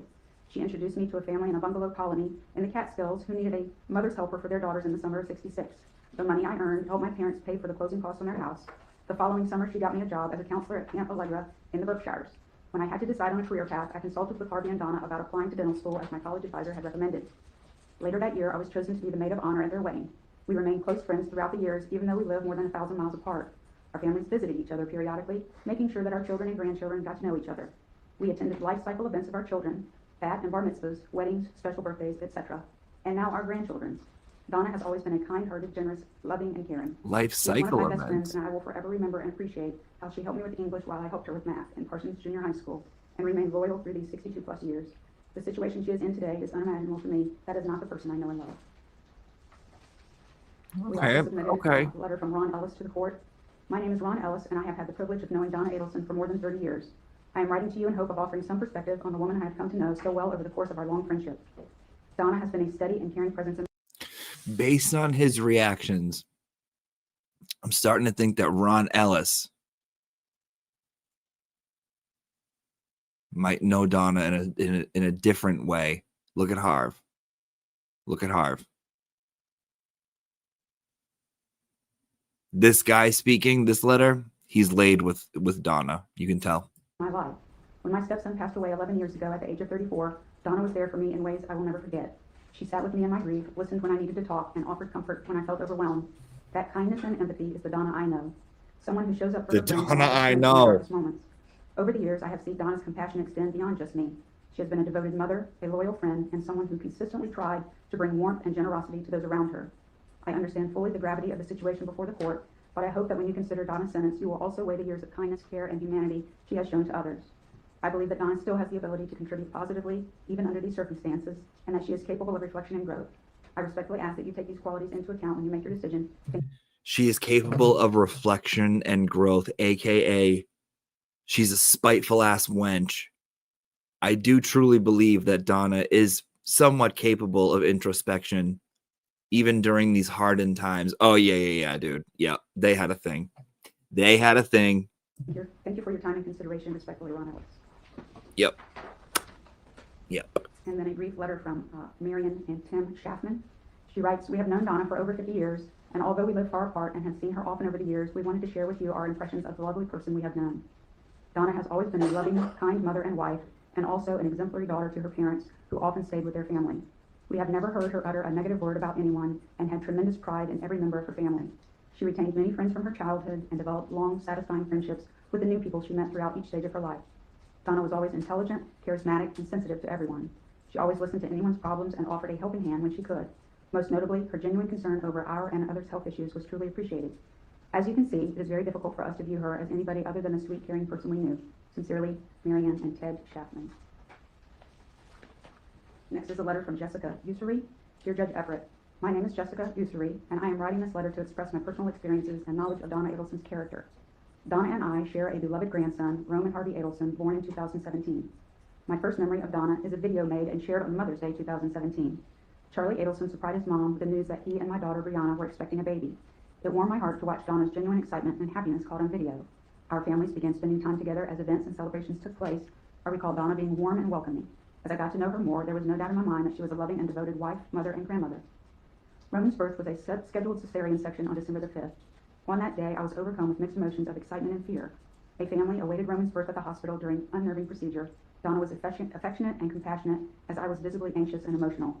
I will always remember how she reassured and calmed me that day. We shared tears of joy and the hugs when a beautiful and healthy boy came into this world. Donna was caring and supportive of Bree as a new mom. I have many fond memories of time spent with the Adelsons. Although Charlie and Bree were no longer a couple beyond Roman's first year, we all remained close. Donna has been kind, thoughtful, loving, and generous. Thank you sincerely for taking the time to read the letter, Jessica Ussery. And then a short letter to whom it may concern. I've worked at Adelson Institute for Aesthetic and Implant Dentistry from October 3rd, 2011. I don't know why. I just feel like the letter from the other grandmother was like the nail in the coffin, kind of shady. Like, this is Roman's other grandmother. Even though Charlie did not last with my daughter because he went to jail, and now you're leaving, I will always remember how you helped me out because I was an anxious mess because I realized my daughter got knocked up by the craziest man in Southern Florida. Bon voyage, you crazy old bitch. To September of 2022. During my time of working there, I had the opportunity to experience the beautiful person that Donna Adelson is. Through my time of working often side by side with her, I've witnessed her grace and ability to diffuse upset patients. She's incredible with having compassion for others and is truly one of the sweetest people I know. She's so supportive and understanding when it comes to her employees. When an elderly person comes in as a patient, she always makes sure they have assistance, whether needing help filling out forms or even opening the reception door for them. She always jumped at the opportunity to be kind and helpful. I witnessed this and I know it was sincere. I still use what I've learned from her and apply it while I'm at work every day. I recognize the gravity of the situation and understand the seriousness of the legal process, but I respectfully ask that you consider the positive qualities that define her. Sincerely, Erica Johnson. And then the last letter that we submitted from was Attorney Gary Cohn. He said, my name is Gary Cohen. No Rashy? Standing at the Florida bar since 1980. I have known Donna and Harvey Adelson as personal friends and personal counsel for almost 40 years. No Rashy letter? Most of those years. I have been in the Adelson house, and they have been in mine numerous times over the years since their children were little ones. My wife and I have socialized with Harvey and Donna at dinners, blessed events such as bar and bat mitzvahs, and weddings, birthdays, Life cycle and many other events, occasions. blessed I've also events. traveled with them, including a wonderful trip to Africa with 2 of my sons several years ago. I therefore have had a unique opportunity to observe Donna under many circumstances. In all the time I have known her, I have literally never heard Donna raise her voice, lose her temper, act inappropriately, or treat anyone with less than full respect, and almost always with a smile on her face. I have never heard a bad word said about Donna from any other friend or person in my presence. She has always been an amazing mother to her children, and she and Harvey have had the most loving marriage that can be imagined. While I cannot comment on any of the facts of this case or any of the alleged events, I can say that the Donna I know is the last person I would ever think of when it comes to what has been this utterly horrible crime dealing with the death of Dan Markell. Being a trial lawyer for 45 years, I fully believe in the jury system and understand that a jury has spoken.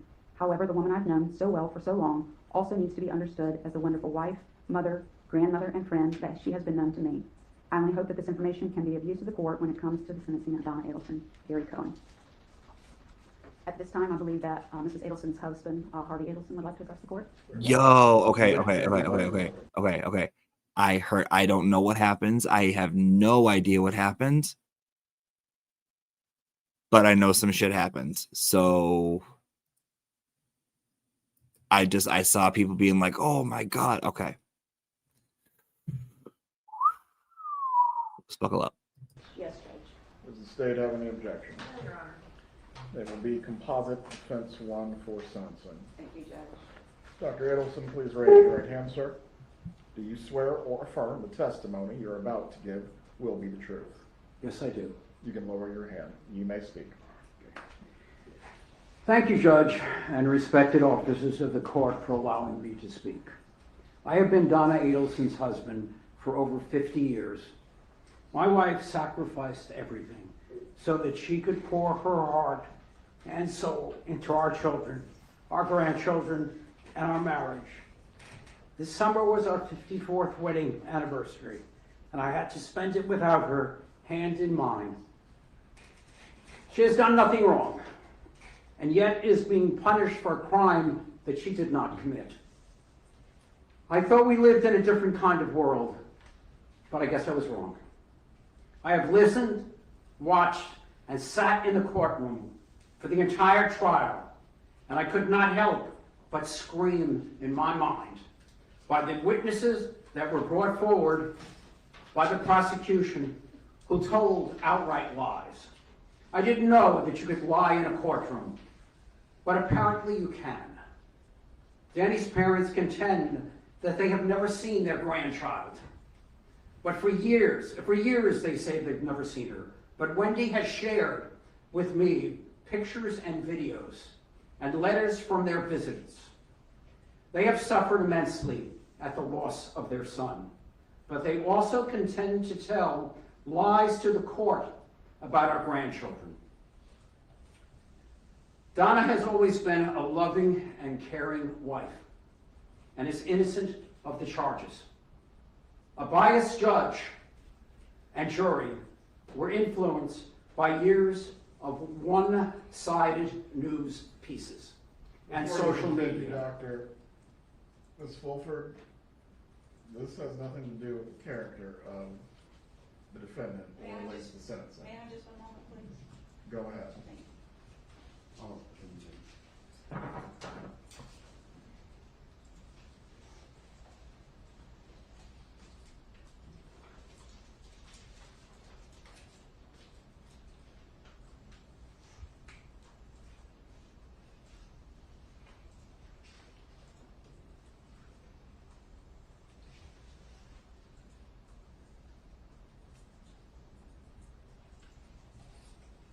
Yo, he's out here shooting promos.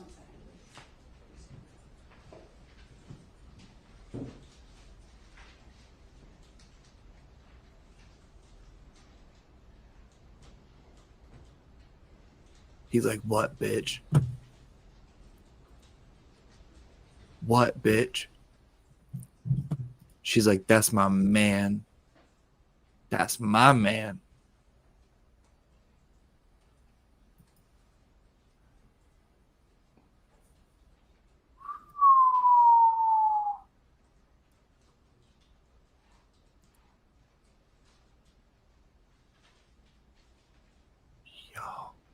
Just one second, please. Why is she all up in his ears? All right, thank you for letting me continue. Donna did not participate in the heinous acts that she was convicted of doing. You are sending an innocent woman to prison. You have taken my wife, and you have taken my life as well. And for what? This is not justice. It is vengeance, and it is wrong. You have an examination for Dr. Abelson. No, Your Honor. No, Judge. Any other witness statements that you wish to give? I don't believe so, just one second.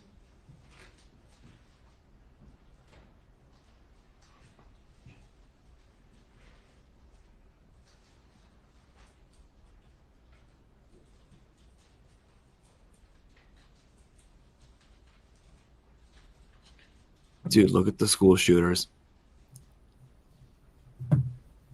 In the back, look at these two.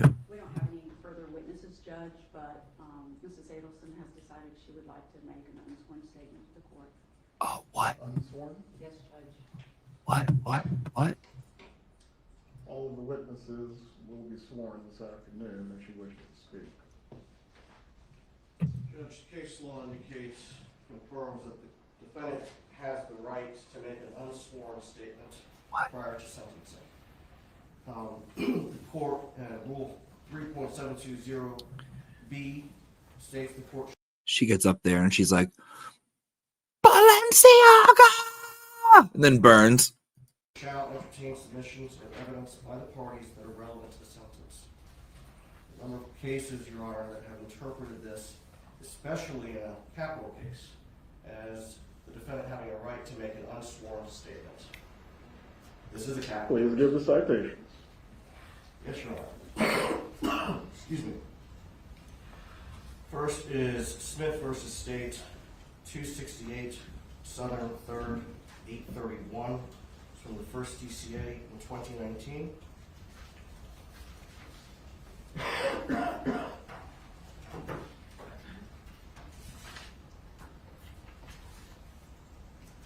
You want me to continue, Your Honor? Give me one moment.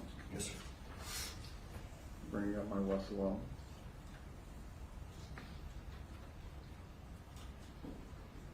Give the citation again. Sure. It's 268 Southern 3rd, 831. All right. Let's go.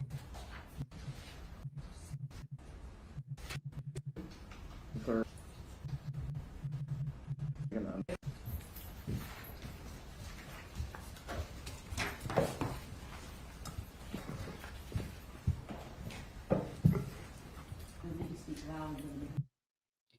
Everybody who put me behind bars can eat my ass. That is all.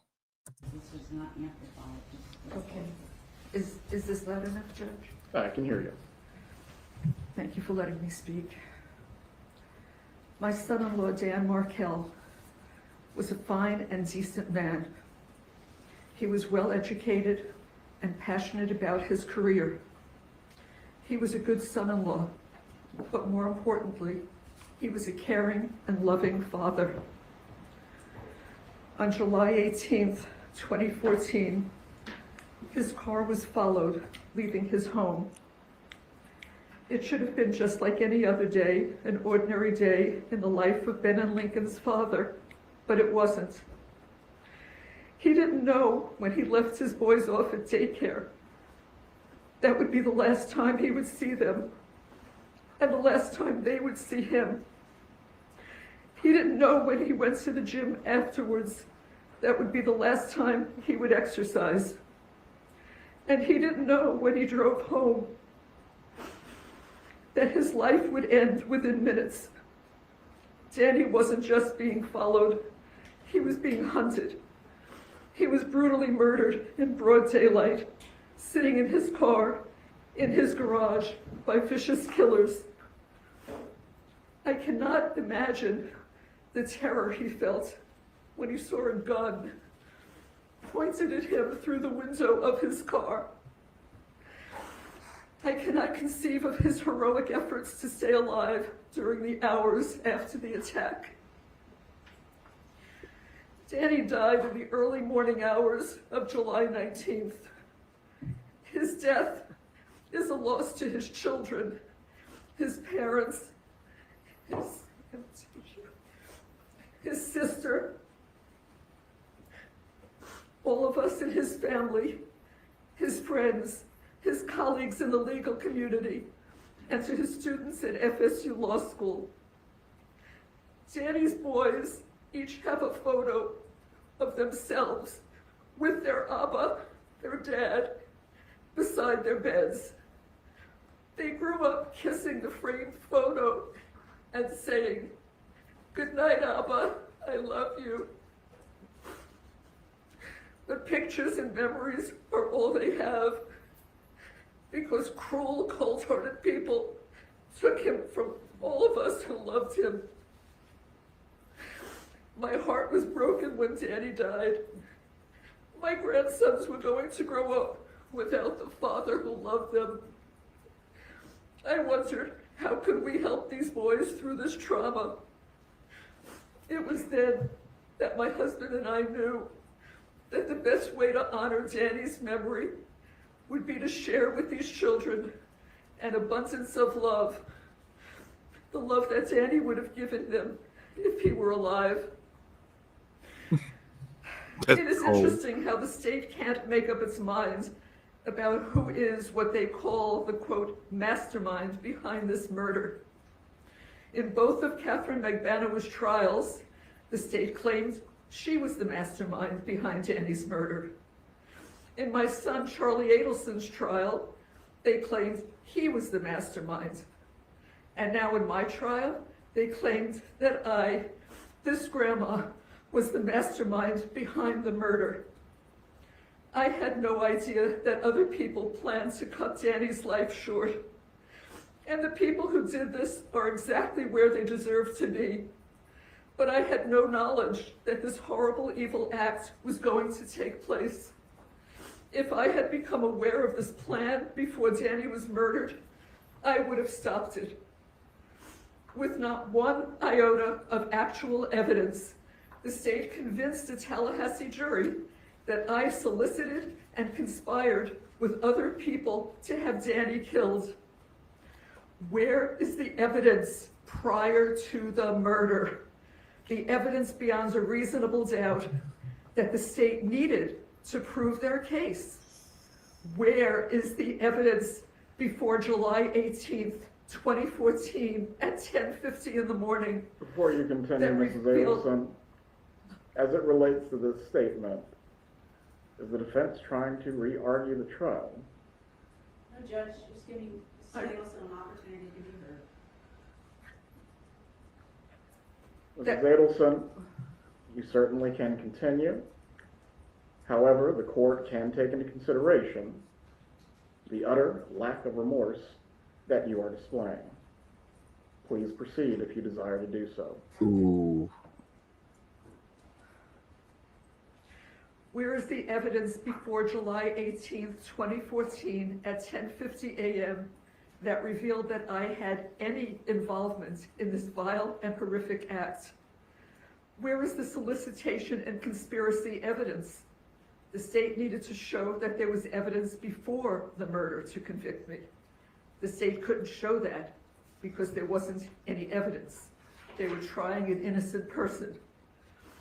It makes you wonder if the jurors were sleeping when the state had Sergeant Corbett on the stand for hours. Their own star witness testified that my phone was never, I repeat, never at my son's house on the night of the murder. The state's theory that my husband and I dropped off money to my son was blown out of the water by their own witness. And yet, the state continued to push that story, that lie of the so-called money drop to the jury through the remainder of the trial. And the jury bought into it, hook, line, and sinker. Reasonable doubt. Many months ago, my attorneys filed a motion for a change of venue. An expert witness testified that Tallahassee had been barraged with over 9 years of negative social media, printed news, television news, and podcast publicity about my family. He explained to the court, both with evidence and demonstratives, that for me to receive a fair trial, it needed to be held in any of the researched and designated areas in the state of Florida other than Tallahassee. All I wanted was I would have taken anywhere. Miami, but the the court wanted the JCC. trial here in the hotbed of Tallahassee. I sat through 3 days of jury selection. 180 potential jurors were asked if they had developed an opinion in my case. Those that answered yes also added, I believe she is guilty. Not one person, not one, said, I think she may be innocent. That should have been a clue to the court to grant our motion for a change of venue. But the court denied the motion. Is that? One of my jurors admitted during jury selection that she had background information concerning what one of the state's witnesses would be testifying about. Why was she allowed to be on my jury? What moment? Another juror. Mrs. Fulford, Oh, I didn't hear you. Mr. Zellman, again, this has nothing to do with elocution of any sort. This is a raising of grievances, which are properly given to the appellate court. What does any of this have to do with sentencing? Just one moment, please.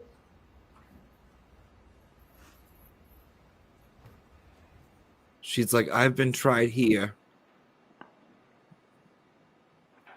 where your star witness convinced this jury that I sprinkled taillight on Dan Markel's menorah.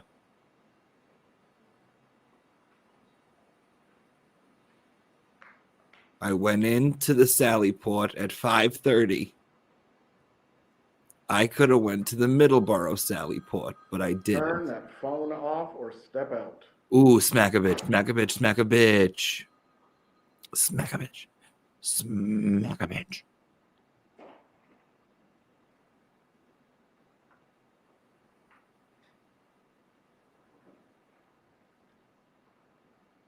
Donna just did her big one. She just woke it up. She woke it up.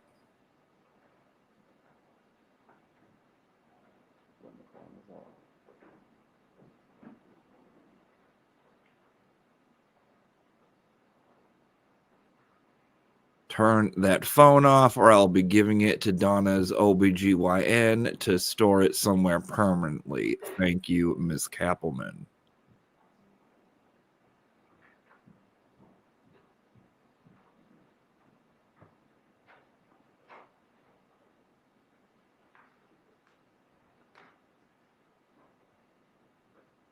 Oh, it's an iPad, even better. There's plenty of room in there.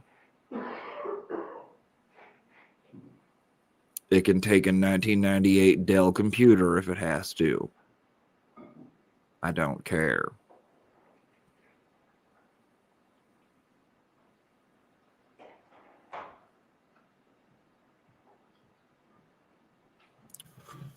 This is juicy.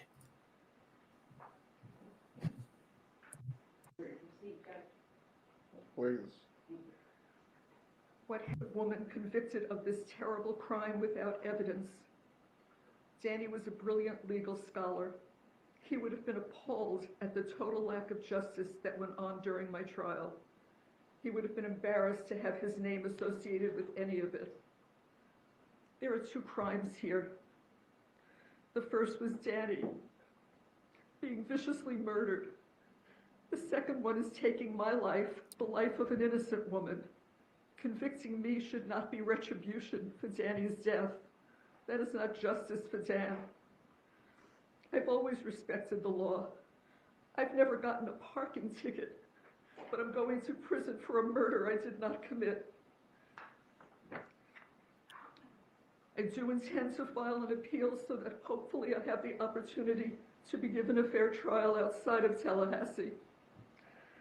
11 years ago, Danny was murdered and taken from all of us who loved him. For the past 9.5 years, the state has broadcast to the world, including Danny's parents and sister, that I hired hitmen to kill him. Never in a million years would I have wanted Danny to be harmed or killed, nor could I ever do something that would leave these two small boys to grow up without him. I love these boys more than life itself. All right, dial it back, dial it back, dial it back. This is a lifetime of loss for these children. Not too much They now. didn't deserve this. Not too much. His family didn't deserve this. Danny didn't deserve this. And so, as I appear before you today, Your Honor, I promise you with my whole heart, I swear to you on my life, I was not involved in any way with Danny's murder. Okay. I was not. All right. Okay. Gents have any further argument to make? He's like, I'm not gonna miss those outbursts. Holy shit. Judge, before Ms. Fulton makes the argument, I want to address the comment that the court made a few moments ago considering lack of remorse in fashioning a sentence. Oh, yeah. Chip v. State 227 Southern Ooh. 3rd, 746, the First District Court of Appeal held that lack of remorse cannot be considered in fashioning an appropriate sentence. If this were a situation where remorse and admission of guilt may be grounds for mitigation, the lack of these factors cannot be used to increase the defendant's sentence, and such reliance violates the defendant's due process rights. And they also rely on Ritter v. State 885 Southern 2nd 413, also a First DC. Guy has good skin. I believe the Supreme Court has ruled on this issue concerning remorse and lack of showing remorse as well. If you need me to find the citation for you, I will. Yes, please. We'll take a 10-minute break. Whoa, Donna. She's went to psycho mode. Look at 10-minute break. look at ready and now. We'll take a 10-minute break.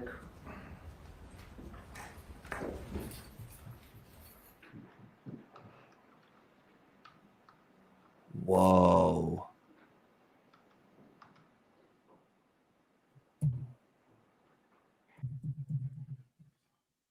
Who are these school shooters? Something else happened? The judge, and placing blame for his conviction on the alleged misconduct of others. The trial court was under no obligation to ignore such statements and did not err in considering those statements and imposing the legal sentence here. Dude, is it just me or Do you have anything that distinguishes Davis in any is As I said, Your Honor, this Davis court is- officer distinguishes Davis Like, did he just take and did not mushrooms? Look at err in him. considering those Like, statements what's going on? and posing the legal Look at him. stance here. Do you have anything that distinguishes Davis in any way? As I said, Your Honor, Davis was not a capital case. Very well. Any other argument or evidence the defense wishes to present? Yes, Judge, thank you. Please move forward.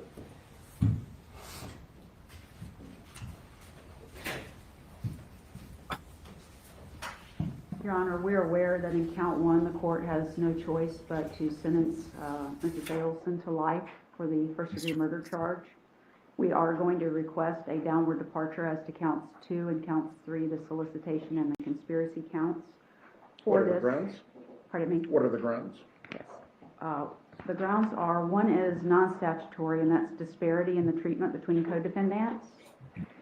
And the second reason is statutory, and it is Florida Statute 921.00262B. This woman is a Linda Defendant Kenny was an Bodden accomplice wannabe. to the offense and was a relatively minor participant in the criminal conduct.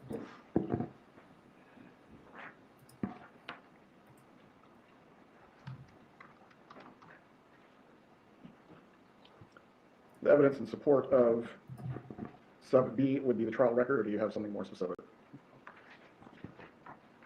For 4B, we're going to rely on the trial record with respect to the conduct of Mrs. Adelson, and we would ask the court to take judicial notice. Your Honor did preside over Charlie Adelson's trial, and the evidence regarding the other co-defendants' activities or participation was also brought out in the testimony in the trial of Mrs. Adelson, so we'd rely on that record, Judge. Ms. Kappelman, as to the argued grounds for statutory mitigation and also non-statutory mitigation, does the state have any argument to make? No, Your Honor. You may continue. Thank you, Judge. I'll start with the disparity. Do you need case law citations for this, or you're aware of it, Judge? Okay. The first case would be Sanders v. State, 510. Okay. 072nd. What was the other? Stuff I don't understand. 333. More stuff I don't understand. Harvey shots.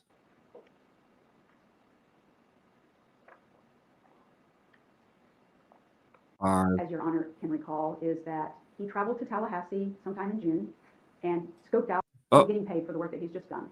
The payment came from Catherine named Vanderwall, and I'll address her in the next segment. The point here is, Judge, that over time, reading different things, you've heard a lot of arguments about what Mrs. Adelson's participation allegedly was. But when it comes down to it, and I didn't mention, but Luis Rivera did have an extensive criminal history at the time that he committed this offense. What actually came out of trial with respect to Mrs. Adelson, and I'm saying this, understanding, as you've learned, that Mrs. Adelson still maintains that she is innocent of... I'm sorry, but is Columbine North Tower over here playing fucking Angry Birds? What is going on? What's going on right here?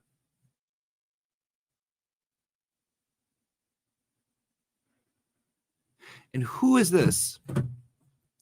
Who's this? This bald Arab. Oh, you guys can't see. Let me move. Who's this gentleman right here? This guy right above Harv. Who's this Xerxes type? Misconduct. But what the state was able to show through their testimony and evidence was that the role that she played, according to them in the prosecution, was very minimal. The evidence showed that she was very upset when relocation was denied in 2013, not knowing that her daughter had agreed to it, not knowing that until she sat here in trial hearing her daughter's testimony. She wrote some very ugly emails. She said some very ugly things. But in not one of those emails did it ever say that she wished harm upon Danny Markell. And this was in 2013.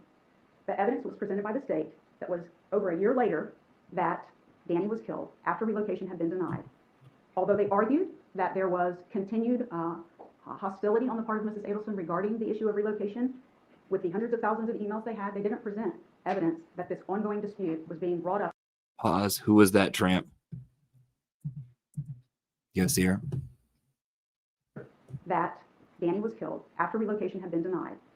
Although they argued that there was continued hostility on the part of Mrs. Adelson regarding the issue of relocation, with the hundreds of thousands of June emails Umchata? they had, they didn't present. Who's that?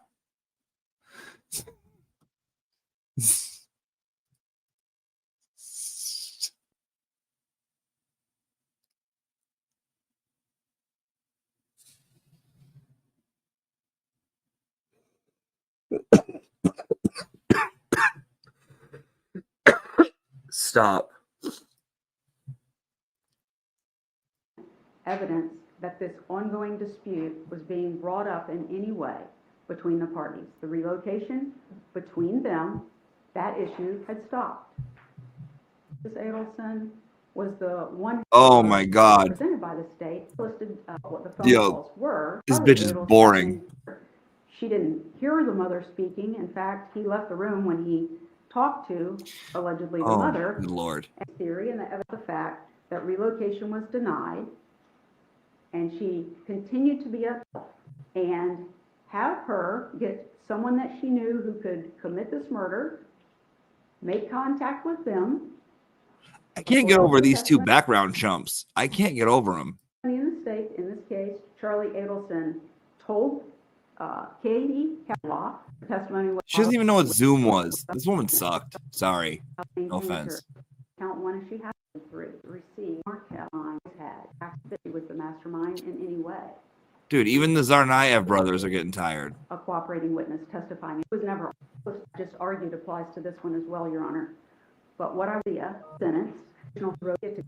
Oh my good Lord. Look at trying to do her big one. Found the person to commit the homicide. Yeah. Shows it went far beyond what the state's Holy evidence. good Lord. That facility. Oh my God, it doesn't stop.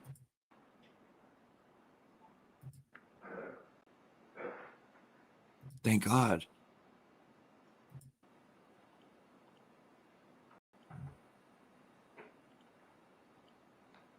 Murder of Professor Markel to. Ooh. Standing. Dramatic.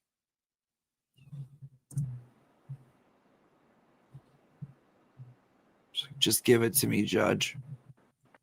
Also as well, the arguments concerning the downward departure. Also as well, the argument that has been presented, the court has reviewed its notes of the trial and will rule on the issue of downward departure at this point. Florida Supreme Court has a two-part test concerning whether a downward departure should be granted or could be granted by the trial court. Okay. The first is whether the trial given by I don't get any of this. I'm sorry, Judge. Judge, I'm sorry. I am listening. And these crimes also required you to conspire with your son and others. Damn. You certainly can choose to deny your involvement and maintain innocence. The court finds the evidence in this case is clear. You will be sentenced accordingly this afternoon. Oh, shit. The jury has found you guilty on charges of first-degree murder, conspiracy to commit first-degree murder, and solicitation to commit first-degree murder, and the court previously adjudicated you guilty as to these same charges on September 4th of this year. On count one of the indictment for first-degree murder, you are hereby sentenced to life imprisonment without the possibility of parole or release pursuant to sections 782.04 and 775.082 sub 1 sub a Florida statutes. On count two of the indictment, conspiracy to commit first-degree murder, you are hereby sentenced to 30 years in the Department of Corrections that will run consecutive to count one. The court will also sentence you to 30 years in the Department of Corrections on count three. Counts 2 and 3 are to run concurrent with each other, but consecutive to count one. As to the fees and costs, the clerk can please announce those at this time. $2,100 is a fine pursuant to section 775.083, $105 as the 5% surcharge required by section 938.04. $20 as a court cost pursuant to section 938.06, crime stopping trust fund. $3 as a court cost pursuant to section 938.01, subsection 1, criminal justice trust fund. $50 pursuant to section 938.03, crimes compensation trust fund.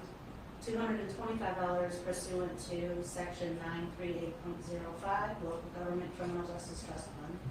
$2 as a court cost pursuant to section 938.15, county criminal justice education. $50 as a court cost pursuant to section 775.083, subsection 2, county crime prevention. $60 $65 as a court cost pursuant to section 939.185, county additional court costs, and $3 as a court cost pursuant to section 938.19, team court assessment. Is there any lawful objection by the defense to these assessments? There. They will be assessed at this time. The cost of prosecution, the court will reserve jurisdiction on to determine for 60 days. If a hearing needs to take place concerning this matter, that will take place at a future time. As the defense's request for the court to make a recommendation to the Department of Corrections to place Mrs. Adelson in a facility near Miami-Dade County, I have no problem making this recommendation. The Department of Corrections will have the final say because this is an administrative matter. I will also recommend to the department that Mrs. Adelson is not to be placed in any unit or facility that would also house Catherine McCabian. Because they are ops. The court did previously Yo, award to look who it is. Look right here. Look right here. Look who's always watching. That bitch. the court did previously award to the state based on the September 17th, 2024 continuance of the trial costs that were related to that. Ms. Kappelman, part of what you're seeking to pursue, is that included within that, or is that a separate number? Are you speaking of the costs that were ordered in Charlie Adelson's trial? No. The day Daniel Rashbaum withdrew from the case and the trial had to be continued. Okay. All costs related to moving witnesses and other matters. Yes, sir. I don't know the answer to that, but I'll make sure that they're only in there once. Very well. Defendant is to be fingerprinted, 30 days to appeal. Please file the appeal promptly. Donna, may I approach the clerk? We have put I had written on the letters that I had, so we put a composite together and I've shown it to Mrs. Kappelman, who has no objection.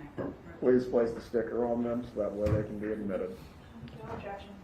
We are in recess.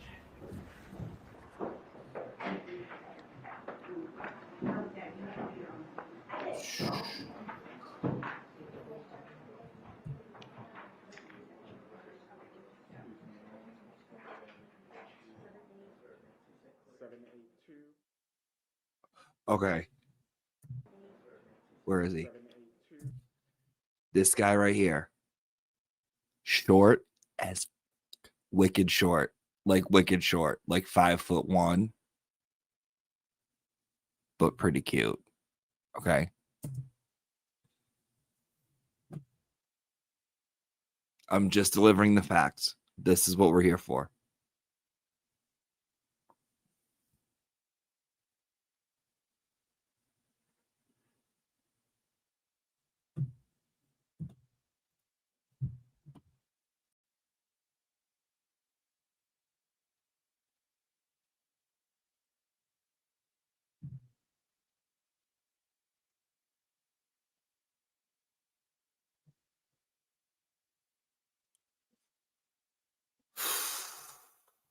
This ain't easy. This ain't easy.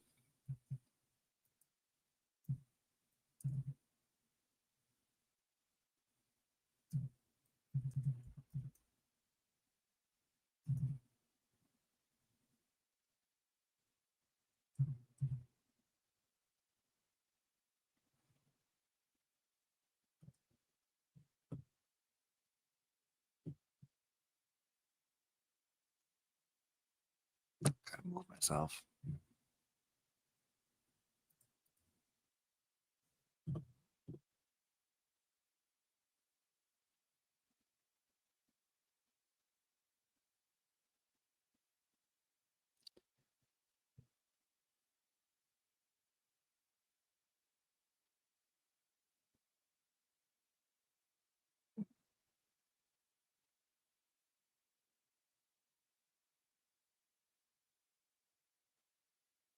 Damn. All right. Let's talk about who's who.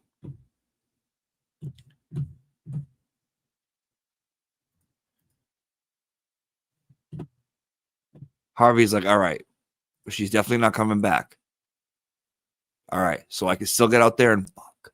All right, she won't know. Okay, cool. Great.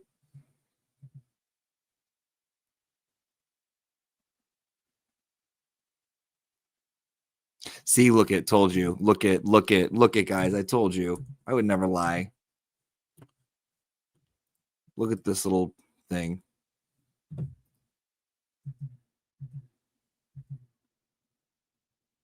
Look at him. Right here. Mini. He's mini. Oh, look at Harvey. Look at Harvey. Look at Harvey and her. Look at Harvey in this one. Look at that friggin' smile. Look at that friggin' come on over for some kugel smile. Look.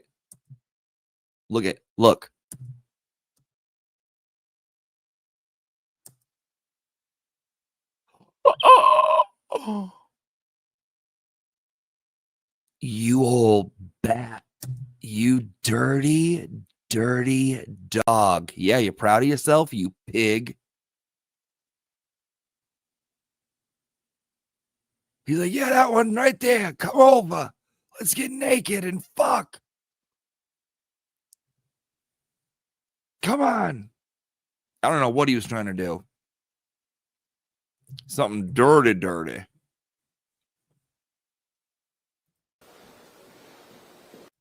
Let's head over there. Oh shit, people talking shit. Oh, this is what I live for. This stuff right here.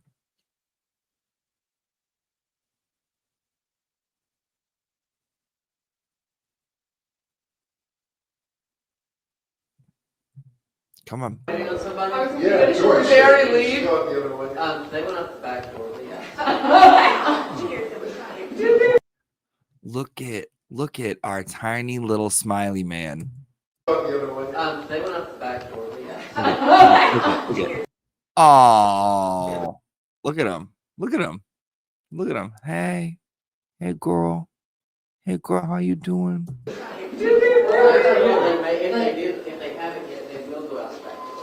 She's pretty. I think she works for Court TV. I've already marked the store, so they're going to Where is the back door, though? That's hilarious.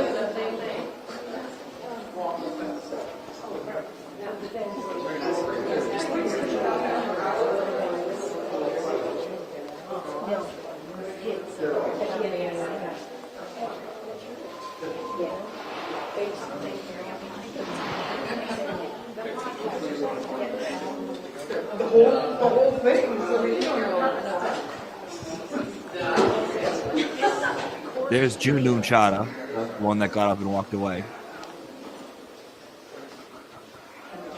I told you he is cute. I told you. He's just little. Oh, look at him. He's little. He's just waiting for someone to tell him he can go in the bathroom because he's little.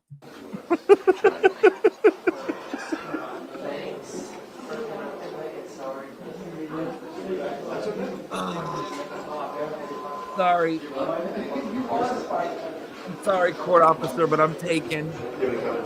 That's someone you might know. We're going to issue a press release. Okay. Thanks.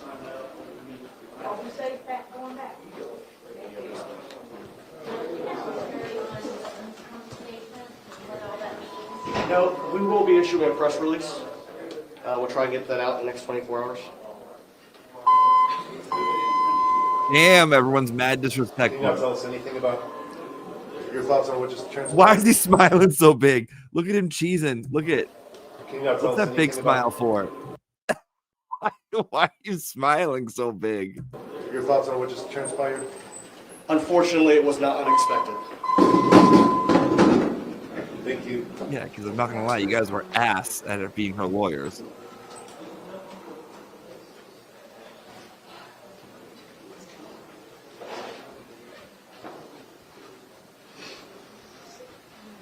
Sorry, you guys didn't do Donna any favors. Oh, what? What? You waiting for me, boo-boo? Unless you want to, like, interview Court TV. didn't know my man was coming up to the fucking camera like this. What's The only up? other people that's in the courtroom.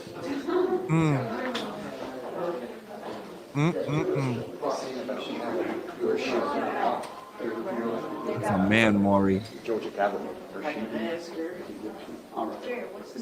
Cavalman, you said Cavalman already left. That guy's He's confused. gonna find out if he's checking right now if she's gonna do it. Yes, straight ahead where your tripod is. Let's head over there for the moment. There's Taz. But I think he's supposed to go relieve Austin. Okay. Look, I'm sorry. This one right here, this one right here. You guys see that caboose?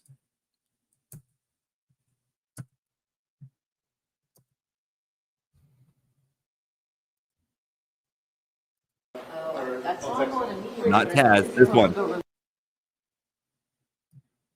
Let me move this for you. Okay. I'll go back and hear from you. You could have Hanukkah dinner off that thing. Sorry. Okay. Those are the shooters. Yeah, exactly. What are you guys up to? Right. Exactly. Where's your list? I'm gonna put that. Why are you shaking hands with Mahmoud? That way you can see it there. Okay, thanks. I'll find out. Hi.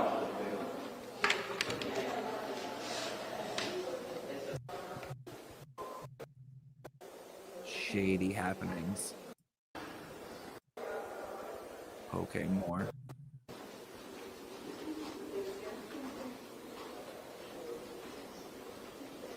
Why are they so giddy? There's Rachel True from The Craft.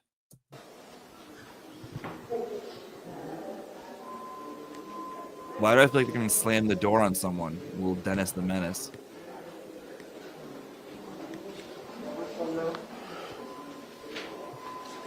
What are they up to? I'm intrigued.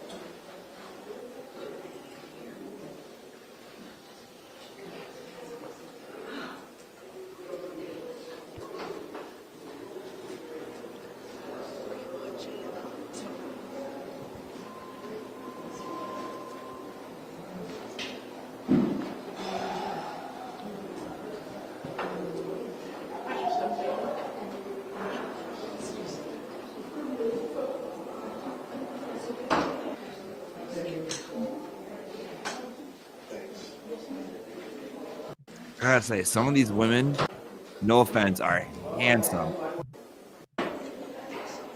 Who's this guy? All right. Sorry, that was loud. That was intriguing. Well, who was Donna's son? Where was Donna's son? No. The one with the ass? No. The Kappelman hit at 2:11:40. I heard about that. I didn't see it though. What's the Kappelman hit? Let me see if I can pull something up. Then I'll send you guys to the dean.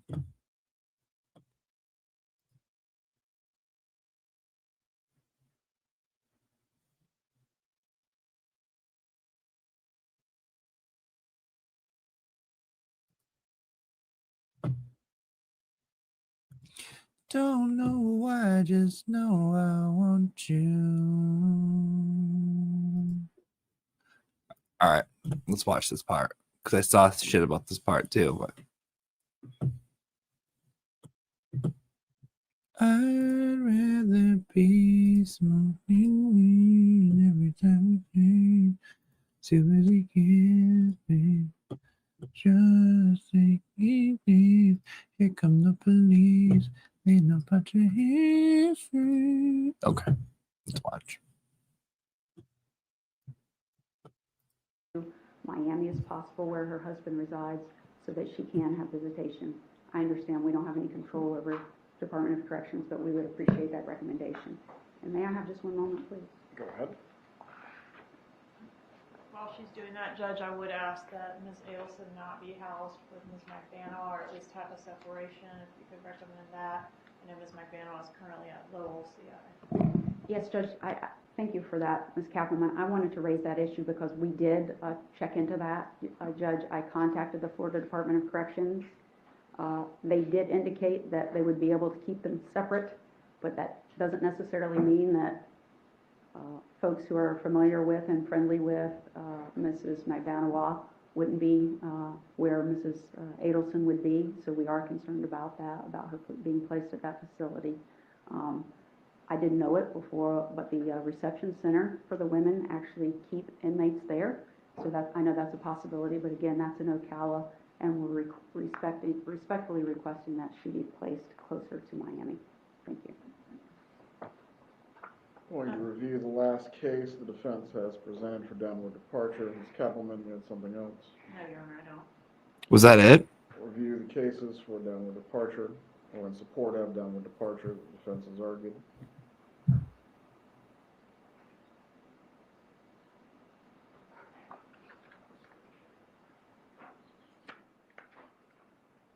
Oh, I don't get anything. I didn't get anything from that.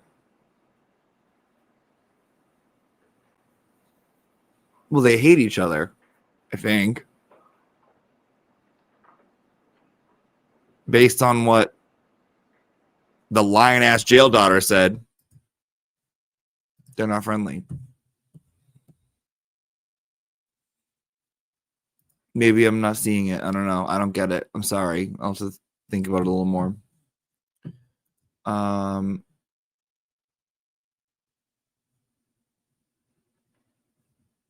Cyber Chicken Boston, $5 to the school. Zach is picking on me again. It's Cyber Chick, not chicken, but I did go live and survived. Thanks, Zach. Oh, awesome. I'll have to check that out because I did subscribe to you, Cyber Chick. Awesome, awesome, awesome. Mrs. Parks, the birthday is 10/16. FYI. Thank you, Mrs. Parks. Mitchie. Lucius. Please write your character statement for Donna. Oh, so I can get more fucking Reddit threads about me. Thank you, Mitzi Lucius. You know I could do one too. I could cook up a perfect character statement for Donna. Thank you. Mary Malarkey, good news. Phone records are incorrect. His voter registration reads October. Mary Malarkey, you doxing. My God, don't be out here telling everyone the age of my boyfriend. It's not cool. Jay Santons, $4.99 to the class. Thank you, Jay San. Jay San, it gets really good after the lettuce. I had the same questions about Harold and Kumar yesterday. Don't need my comment pinned, but don't usually chat. Don't know what I am doing. Well, welcome, Jay San. You got it. You got it. You got it. You did great. First time, long time, first time. You did wonderful. Push me, pull me says, I've had your Donna Adelson arm incident of Donna Adelson stuck in my head for days. Sorry. Thanks for the oil. Bonnie based into $5 super sticker. Thank you so much, Bonnie. Tracy says, do you have a P.O. box? I made something silly you wanted to send you. I emailed you also. I do not have a P.O. box. I hate things. You can just send it to me as a picture, but I'm not a big thing person. But thank you, Tracy. I really appreciate it. And I do love that. I do. It touches my heart. I appreciate it greatly, but the more stuff I have, the more stuff owns me. I'm a minimalist. Can't deal with it. Thank you, though, Tracy. P. Lola's mom, 99-cent super sticker. Thank you, P. Lola. P. Lola's mom. Okay. Let's check everything else. Make sure we're cool. I want to watch Cardi B this week. Oh, and so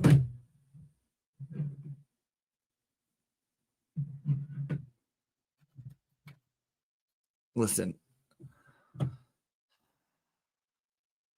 you know there's been drama going on, right? Okay. Clearly. If you don't, then you don't. But if you do, then you do. I've been off this crap for a week, and it's been insanity Everyone's cutting promos left and right. Now, I don't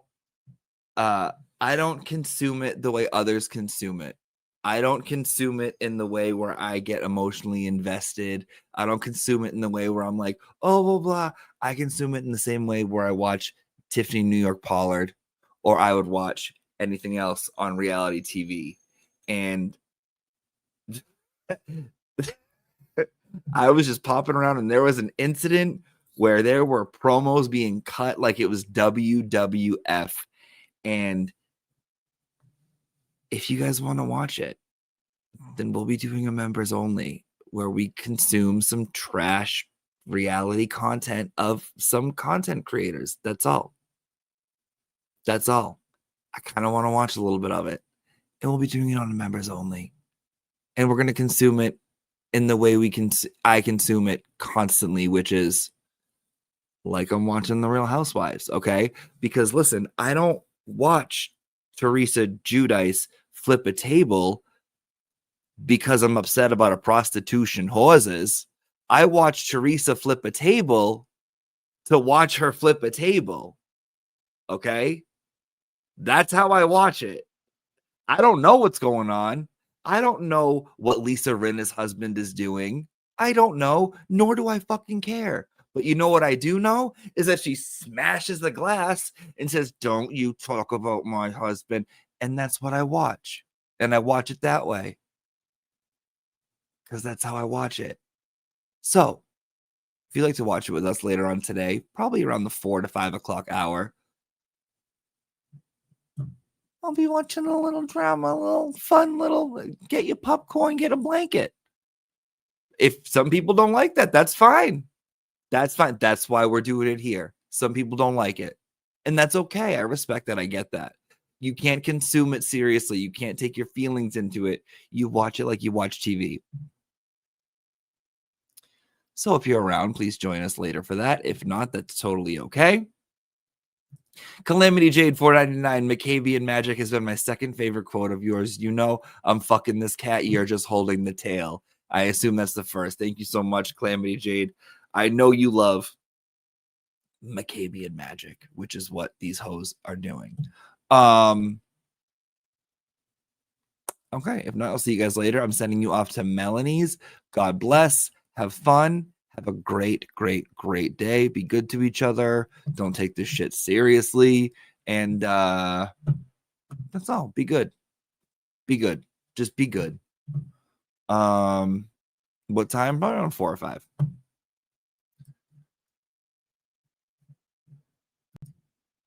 Jennifer's down. Jennifer's like, I want a key, which is what we're gonna be doing. All right. See you guys later. God bless. Have a good one. And just sit tight, and you will be transported to the dean's office.